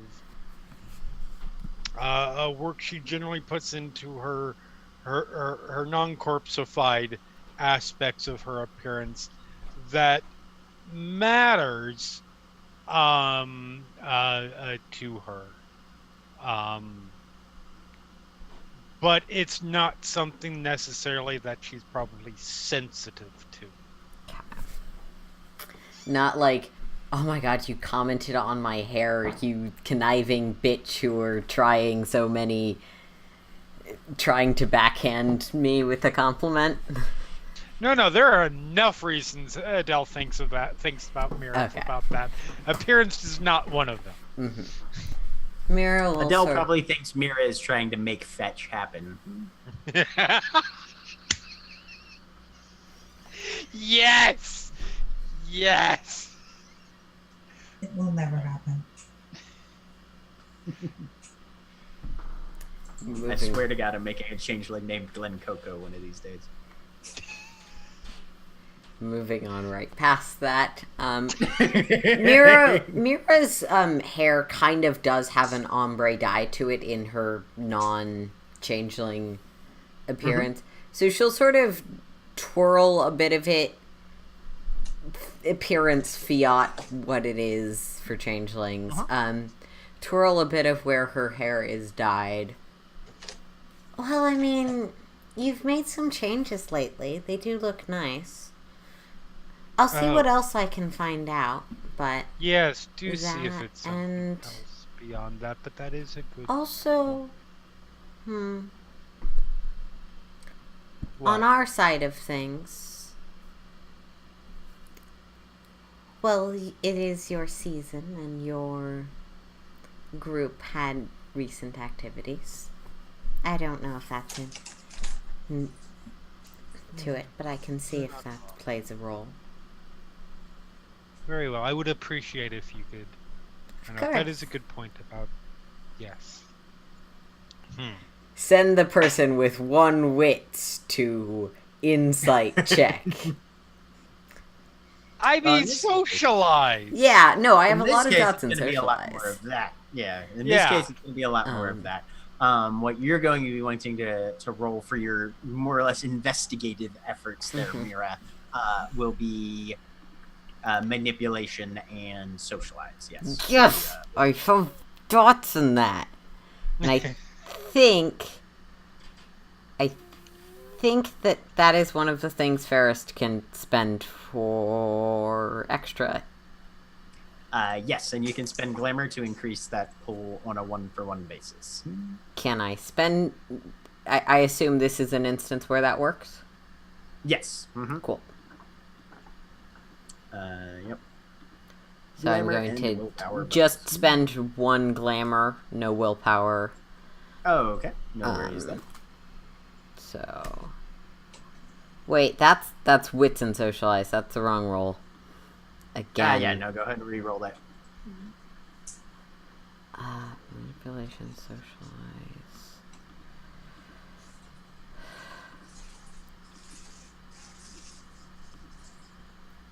Curse, you roll 20 with your occasionally buggy interface. 4 successes. Okay, yeah. So going around, you start drifting in and out of knots of people, bringing up various topics of who's around and what they've seen and this, that, and the other. And especially trying to do so is as Adele is moving through the room and sort of try and pick up on things that way. The main things that you pull from the mundanes, of which you are able to pretty easily sort of insert yourself in as sort of a girl in the know at the club, which is usually someone fairly popular, even if for all intents and purposes you are a perfect stranger to a number of these humans. Is that Adele's shock bleach hair, especially given the sort of darker, more gothic atmosphere that's being cultivated tonight, is definitely drawing a bit of attention. Some good, some bad. Some people are like, "Oh my god, that's super tacky and gauche." Other people are like, "That's a very bold choice, and quite impressive." And there's definitely something admirable to be found about someone who takes a theme and puts their own spin on it for their own preferences. There's less of that sort of aspect amongst the changelings that you speak to. It's much more on, there are a number of rumors going around regarding Adele specifically. They're a little more cautious, at least at first, around you, Mira, because it is fairly apparent that you're now a member of this motley, given who you came and arrived with and who you've been spending most of your time with. But the idea that Adele is Autumn Court, for starters, apparently a fairly rising star in the Autumn Court as well, and Autumn having just had the sort of societally shaking event that they did the night before. There are questions and rumors about how much Adele knew, if she was involved in it. Obviously, she was seen participating, so if she wasn't involved in it, what does that mean? Why wasn't she included in the running? If she's as ascendant in the court as seems to be rumored, maybe that's all just a show. Is that a long game that she's playing? Is she trying to pass herself off as somebody more important? There's just rumors and rumors and rumors swirling wildly about court Adele drama. specifically. Got it. Yeah. An insane amount of court drama surrounding Adele right now. Fair enough. Meanwhile, Lark, how long are you guys staying on the dance floor? Because Barnaby will hang in there as long as he can. Not for too long. Okay. 2 or 3 songs later, then, I would assume. Probably. Yep. Both of you have a little bit of perspiration going at this point. Barnaby grins and offers you a hand, and goes to talk to Will about some water. And Will grabs 2 rather large, actually 2 glasses and a rather large carafe of ice water. Sets it down for you guys at a table that is in between the bar and the stage, but off to the side enough to where it's slightly secluded, but still gives you good lines of view onto the rest of the room. That was fun. I haven't been dancing in, God, I don't know how long. I don't think I've done it since I got back. Me neither. We should do that again sometime. I agree. So how are you finding yourself now that you're back? You have everything you need? Is there anything you guys need help with?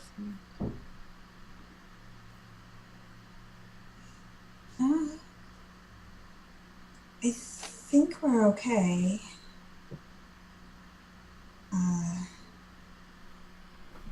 Do you have any advice on the goblin market?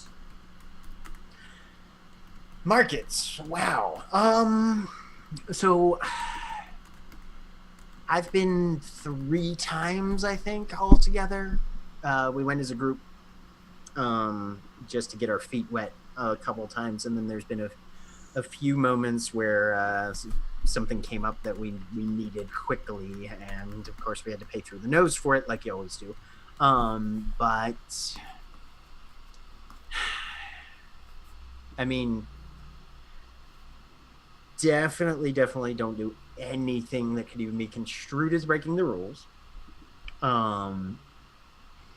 Because it's very much a guilty until proven innocent sort of situation as far as that goes.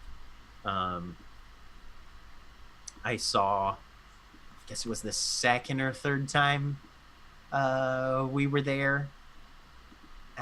This this hobgoblin had captured a changeling who was coming through the hedge, another beast kith like us, beast seeming like us, and he was canine, shall we say. And rule 6, no dogs. And they cut that motherfucker's hands off. Don't know what happened to the dog changeling, but yeah, that hobgoblin he stops at the wrists. And it wasn't even like an actual dog. It was, it was one of us. But Yeah. So Is yeah. is that common for goblins to sell changelings? I mean, no more or less common than for them to sell anything else. Like, okay, so there's this. The weird thing about goblins is that it's all about perceived value, and almost anything can be perceived to have a value. So they will sell literally anything, and it's all dependent upon what they see in it and what they can convince other people to see in it. So like, there's a stand there run by a guy who has a bird growing out the back of his head. Literally, it's just like the top half of a bird, just but he sells just a whole bunch of things, a whole bunch of anything small and circular. It seems like he sells it. So there'll be coins, there'll be buttons, there'll be bottle caps, there'll be rocks. If it's smallish, flattish, and circular, odds are he probably has one. And there was it was like a 1907 gold, like one of the commemorative U.S. gold coins that they apparently used to make back then for, I don't know, rich people who were bored or something. Anyway, the thing was like a solid half ounce of pure gold plus alloy. And he wanted like three flower petals from a flower garden in Fells Point for it. And then he had just a literal, like, I looked at the thing because I was in absolute, I just couldn't believe it. It was a button. It wasn't magic. It was literally a button, like a plastic button, the kind that you can get for like 10 cents at a craft store. And for that, he wanted like a pint of blood and 2 years of memories. I don't, their concepts of price and value are just, it's mix and match at the best of times. So yeah, as far as selling changelings and stuff go, if they think they can get a good deal for it, they'll sell it. Oh, so you've been to Saturday Market too?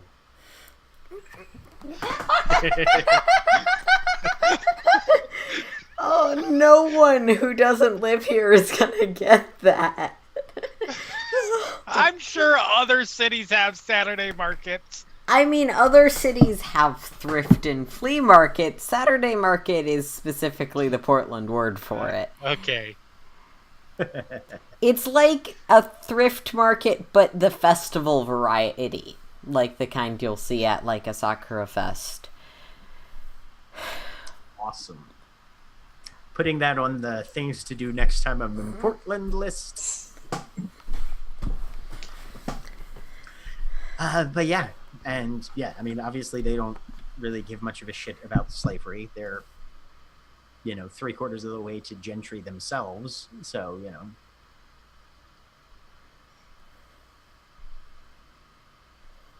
Why do you ask? We're going to the market tomorrow, so I was just curious. To buy a changeling?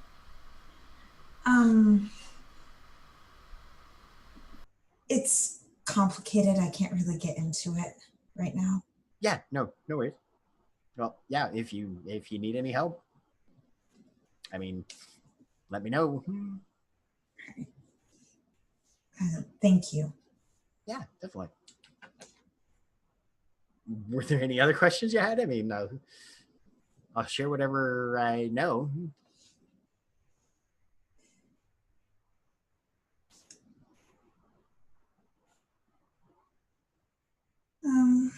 Not right now. Okay.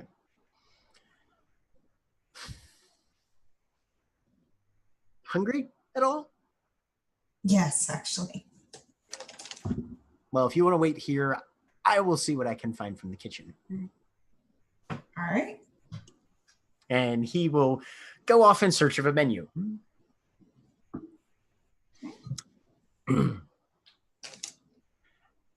So, as the evening begins to drift towards the later hours, right now you're probably pushing 2 a.m., 2:30. You guys are staying open a bit later this evening. Whereas previously you closed about this time. Schedule requests were for a little bit later in the day, and into the early hours of the next morning. Did anybody have a plan to harvest tonight of those present? Hold on, I don't believe so. I'm doing pretty good on glamour.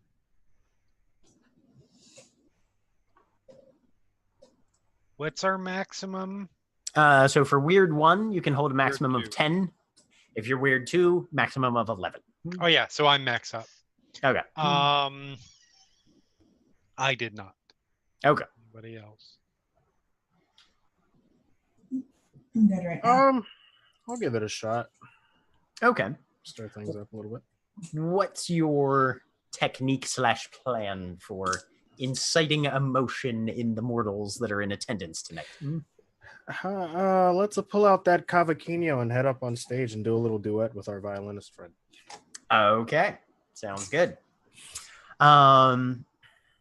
So during one of the breaks of her sets, you talk to Sally and get things arranged. And as the night sort of begins to peak, you and her put something together that you sort of threw into existence over the course of one of her like 10-20 minute breaks.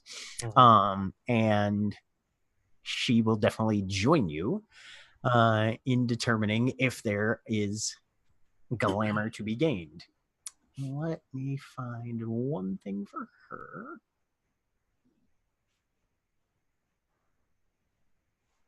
And then we will get you guys started.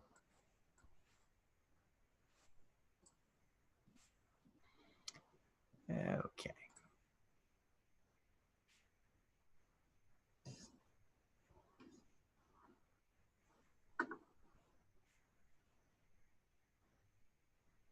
All right. So as you guys go up, there is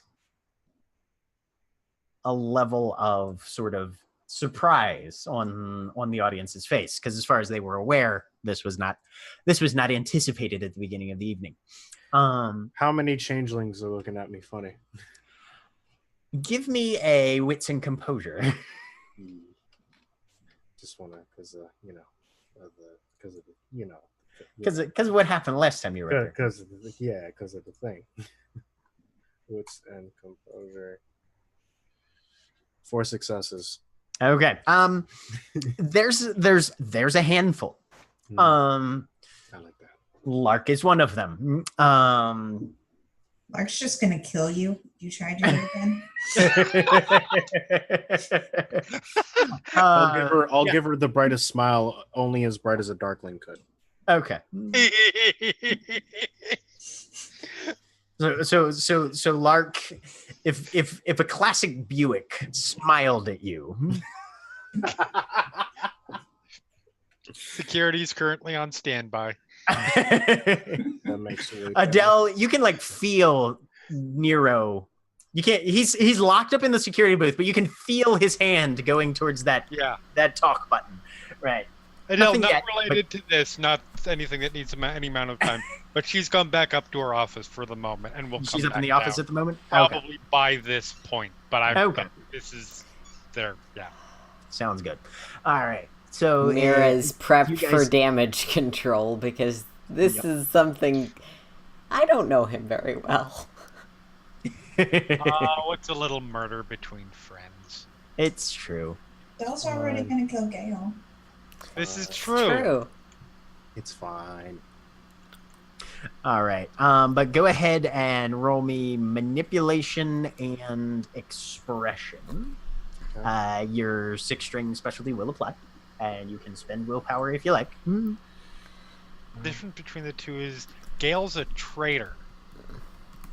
Gail left, so it's okay.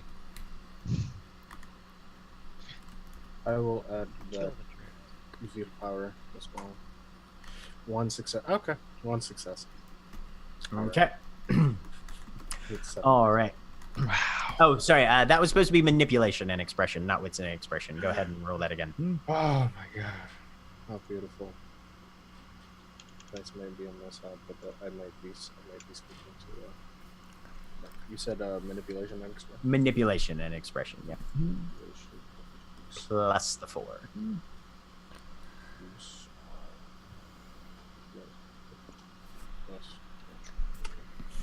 Six. There we go. Back Now we're there. talking. Hey, now Right. we're talking cheese. Okay. So it starts off small. You striking up a quick theme, and just quiet, delicate across the strings. And then Sally kind of dances off from the other side of the stage, marrying that melody Mhm. with her violin. The two of you, and you don't have the dance training that she has put herself through. So there's this very kind of tempestuous sort of sense where she is the hurricane and you are the eye. Just set there, foundational on the stage, with your fingers on the strings of the guitar, forming a foundation for her to just dance and glide and swirl around as she takes up almost the entire stage with this cycle of movement that she's developed. basically my whole intention is just to keep a rhythm for her to shine, as she's the main attraction of the night. Right. And eyes are following her back and forth, but she crosses and pivots and orbits your position on the stage to the point where there's just this magnificent unification of the two styles and the two voices of the instruments going back and forth and back and forth.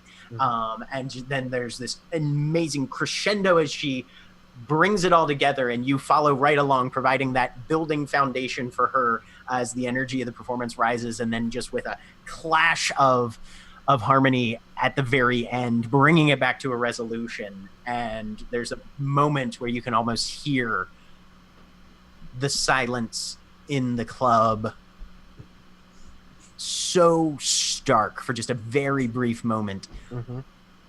Almost like you're standing on a frozen lake just waiting for the ice to shatter beneath your feet. And then applause rips through the entire room.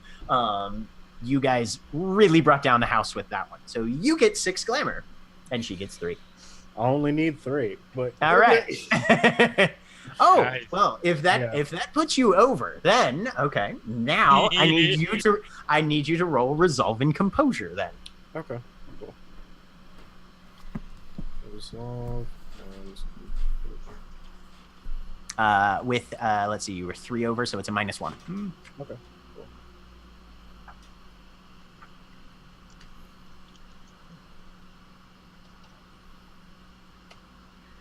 Wow. Okay. Okay. Nice. So, as that emotion kind of flows into you and you try and drink it in, it hits, and there's this weird overpowering, like you've been filled beyond your capacity to an extent. And you will be subject to what happens when you glut. So, I will need, let's see, where'd it go? Okay.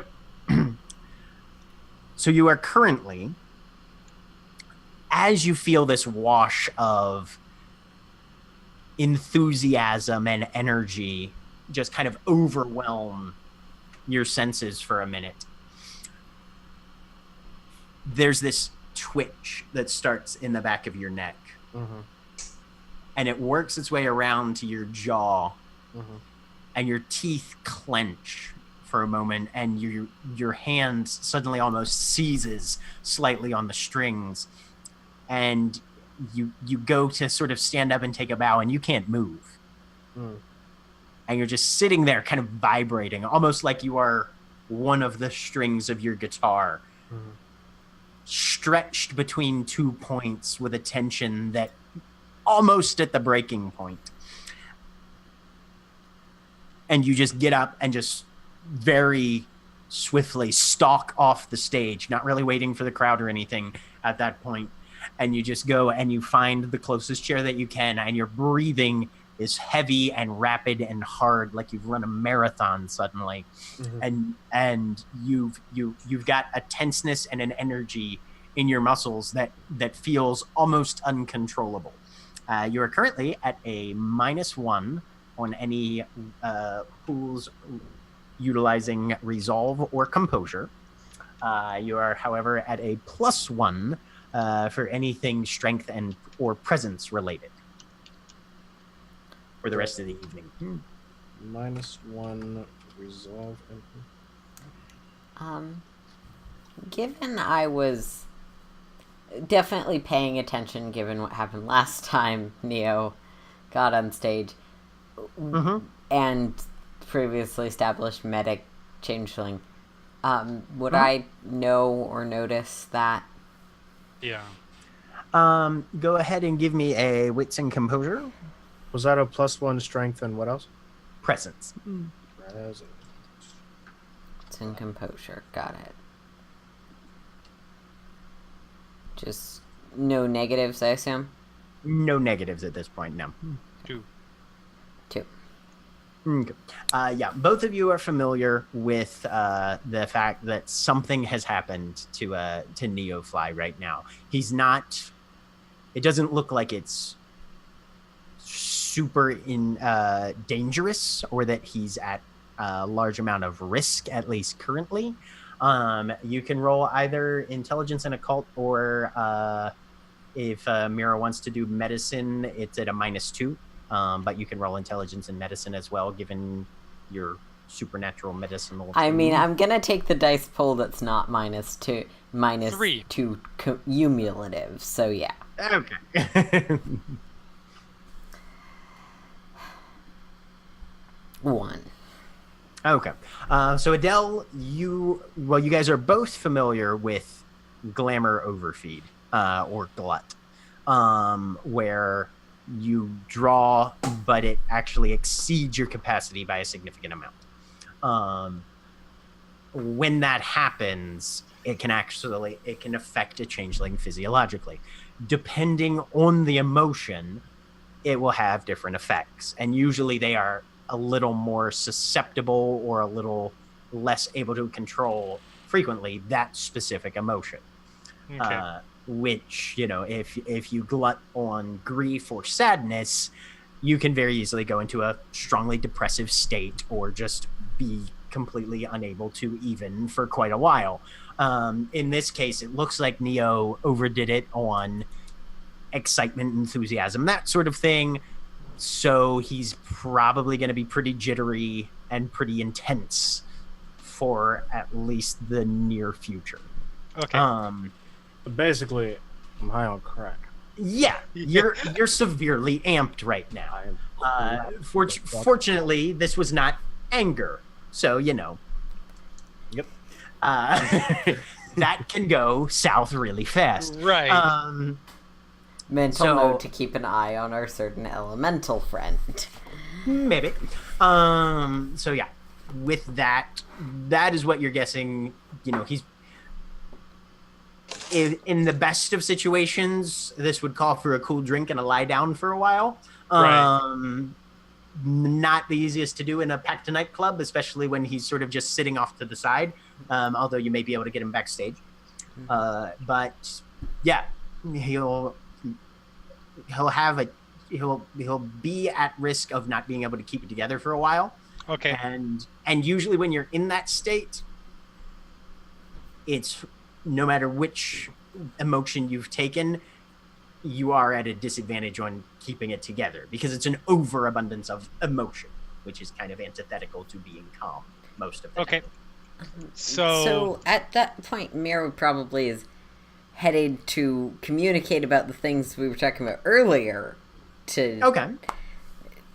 So Adele is currently, yeah. so she gone upstairs.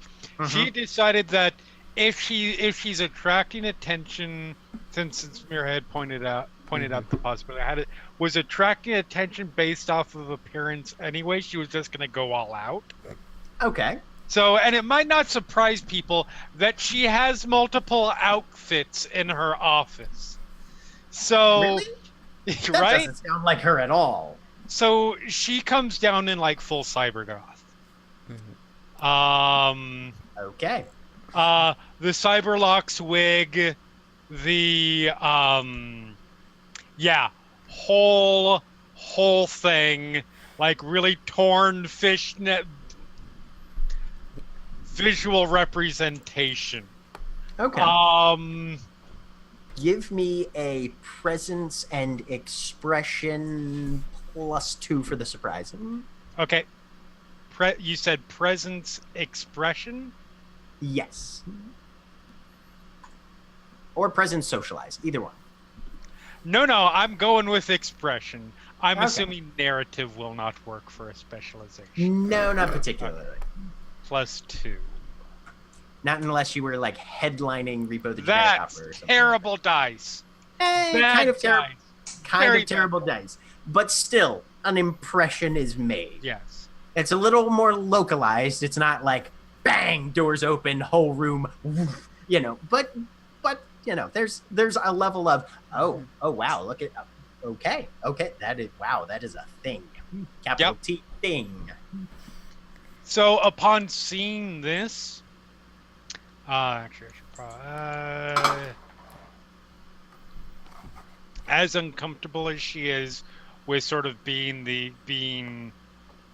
having lots of people she's not familiar with really paying particularly close attention to her, she looks at Mare, who's coming this way, and gives probably, a meaningful look over at Neofly. And and Adele just starts walking down into the crowd to draw attention away from the potentially freaking out Motley member. And I will head over to the potentially freaking out Motley member because I'm the best solution we have. Yes. Give me a wits and composure minus the best one. whose attention I can grab at this moment. Or actually -2, Mira, as you're going over wits and composure -2. Okay. Is this the sort of thing I can spend willpower on? Yeah, if you're trying to get a solid read on the room and like cover all your angles as you're going, yeah. Yeah. Her head is made of cotton candy, not bricks. Right. 7 successes because Okay, damn, so I you took know all of Jeremy's luck. Because Look at those really, 10s. You roll you notice every damn thing. Okay. So, as you're going making your way there and trying to do the whole like situational awareness thing, there's a few things you notice. The first is this. They're looking at Adele, and for the first time it's oh, I get it kind of expression on their face. They've gone from sort of just that wooden sort of sitting there looking around but moving as little as possible to an actual slightly more human sort of posture where they're putting some things together.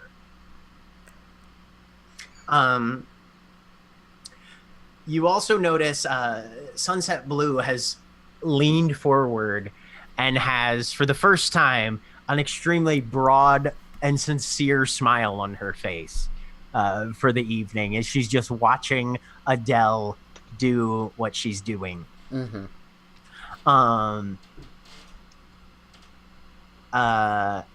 The other thing you notice is as Adele's making her way down,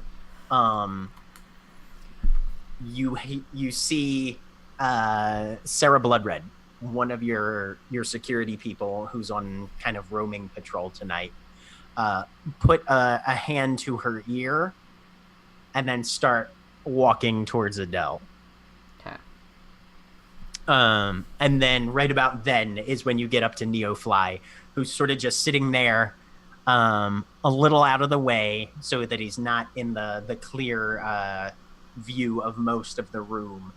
Most of whose attention is still on the stage as Sally's sort of giving her good nights a little bit. And then Neofly's just there, kind of fists clenched a little bit, little bit hunched over, slightly defensive posture, and just sort of breathing hard. You can say no, but given 7 successes, can I pinpoint a route that's particularly low stimulus to get him out to either the back room or closet or you can definitely be like, all right, cool. And there's the thinnest spot in the crowd and everybody's kind of looking that way, so we can utilize that route to get backstage into some of the back rooms. So there's a very delicate hand on Neo's. Let's go somewhere a bit quieter.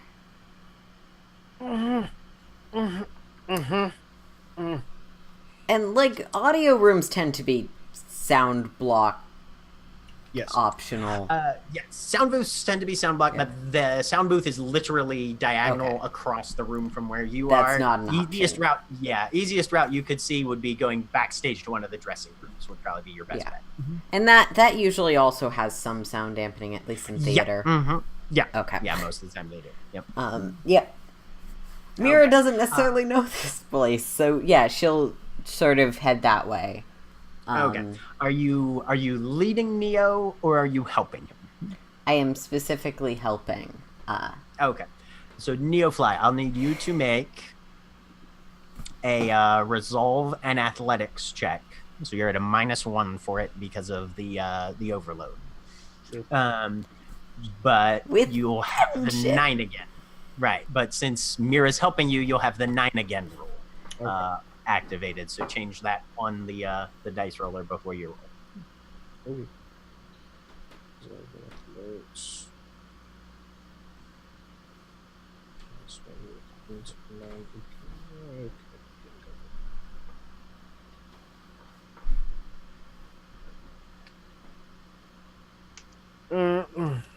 Zero. Okay. So Mira, you go to help him up, and he's locked in place. He's not getting out of his chair at this point. As you can see the effort on his face, but he's just kind of frozen. Is Lark anyone else that I can see allies? Lark is about 2 tables over. Okay. I'm gonna try and catch her eye and incline her over, but I'm not gonna be loud or attention grabbing about it if she's busy. Okay. Lark, have you been watching this, or are you focused elsewhere? She's probably been watching this. Okay. So you see Mira go over, try and give Neofly a hand. He doesn't seem to look, and she sort of casts back over her shoulder to you, just as a large plate of French fries bonk, onto the table, bottle of ketchup. I found food. So he swears by these. Will does. Okay. And Barnaby sits down, kind of blocking Mira from you a little bit. Sorry. He's apparently completely unaware that anything was going on. This looks great, but I have to go help one of my motley members. But I'll be right back. No, well, sure, yeah, no. Do you want me to? And then he starts to offer to help, and then he's like, oh no, I see what's happening here. Yeah, no, go ahead, I'll be right here if it works out. All right, I'll be right back. Okay. How precious. Yeah. So when Lark gets I over, will with its knowledge. keeping quiet. Sorry, can you stay with him for a minute? I'm gonna. I've got it. Thanks. And so holistic awareness. I don't have the full text, and I can't get it up because loading the PDFs is a little too much for my computer right now. No problem. Let me look that one up for you. I think that the general gist of it is essentially you can make remedies, not necessarily specifically like wound healing, but that aren't with essentially regular stuff. Okay. So it's here's the text for holistic awareness. I'll just run through the whole Thanks. thing. Sorry. Your character is skilled in the arts of whole body healing, promoting health and recovery by keeping a person's entire physiology balanced and strong. The result is that he is able to treat sickness and some injuries, those not requiring surgery and ones suffered to bashing or lethal damage but not aggravated, with a collection of natural remedies rather than resorting to a doctor or hospital. So you can make an intelligence and medicine roll once per day when you spend an hour treating a patient. Okay. If it's successful, the patient's healing times that day are halved, and you have to treat the worst injuries first. So let's see. I feel like it could still be applicable to this situation, even though Neofly hasn't necessarily suffered any damage. Flavorfully, what I'm thinking is essentially I am going to pretend I have kitchen access by virtue of being a Motley member. Fair enough. Easy enough. Yeah. No, that won't be a problem. I have enough charisma and Ferris to assume I deserve to be there. Yeah. Grab some stuff. Like, there are things you can do with alcohols and mints. I don't personally use them for someone who's going through overstimulation in the non-changeling sense. Yeah, so go ahead and roll me an intelligence and medicine. Okay. I just want to give him something that'll help him breathe enough to get through tactile or whatever that ends up being. Sure. Yeah, I'm spending another willpower on this. No problem.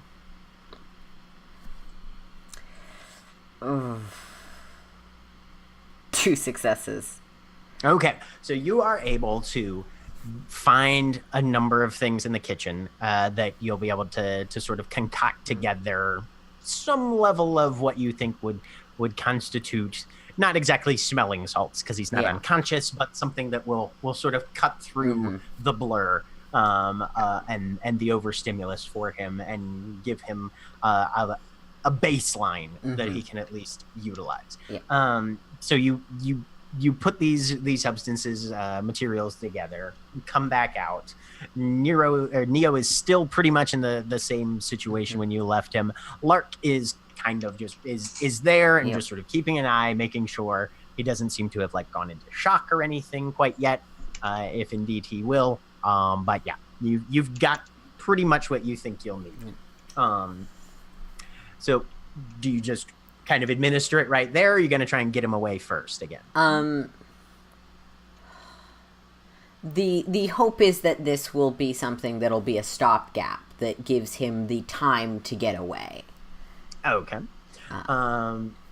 Go ahead, Neofly. I want you to roll me a stamina and resolve and stamina without the penalty to the resolve this time. Okay. Because you're being treated. Resolve and stamina. And question, would my natural immunity merit have any effect in this circumstance? For natural immunity, I believe that has more to do with disease and sickness, but let me check. Usually people resistant to poisonous things can still smell.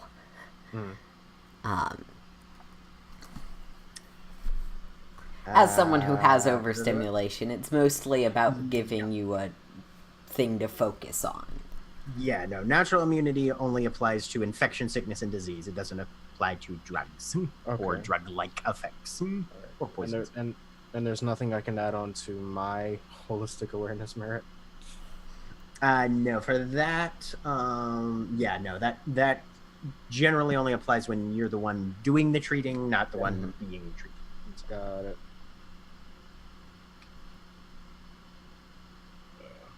You can, however, spend willpower if you want. 2 successes. Looks like you don't need it. All right. So yeah, you manage to sort of fight your way through the overwhelm a little bit, just force some of that energy down to where you're able to think clearly enough to just very slowly. From the outside, it almost looks like he's gone into 80-year-old man walking mode, but kind of very slowly force his way up out of the chair, one foot in front of the other. Are you headed backstage where Mira's leading you? Yes. Okay. Follows you, get through the door, and as that shuts behind you, of course, there's a immediate sort of muffling of the exterior sound. Things are about 50% quieter in here already, and you just head for the closest couch and address it. At that point, Adele. Dell's like, nobody's going to stab me.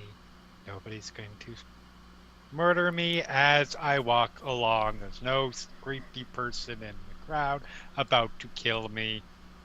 And you have to security is apparently coming my way. So oh yeah, you sort of edge your way past a couple people, doing the sort of walk as if the people aren't there, but occasionally, since you do actually know the people are there, the one dumbass that hasn't actually turned around to see what everybody else is looking at, and you're like, all right, dude, move, okay, we're past, that sort of thing.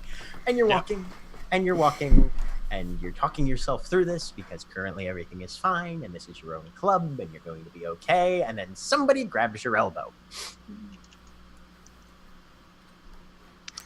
Hand goes to where knife is as face turns to see who grabbed elbow. All right. So it's Sarah Bloodred. So you turn around to see, for you at least, a muscle-bound woman with a fairly significant underbite and the tiniest pair of little tusks there. And she's like, boss? Yes. Yes. Nero just called down from upstairs. We've got a pair of cop cars out front. And that's where we're going to end it for tonight.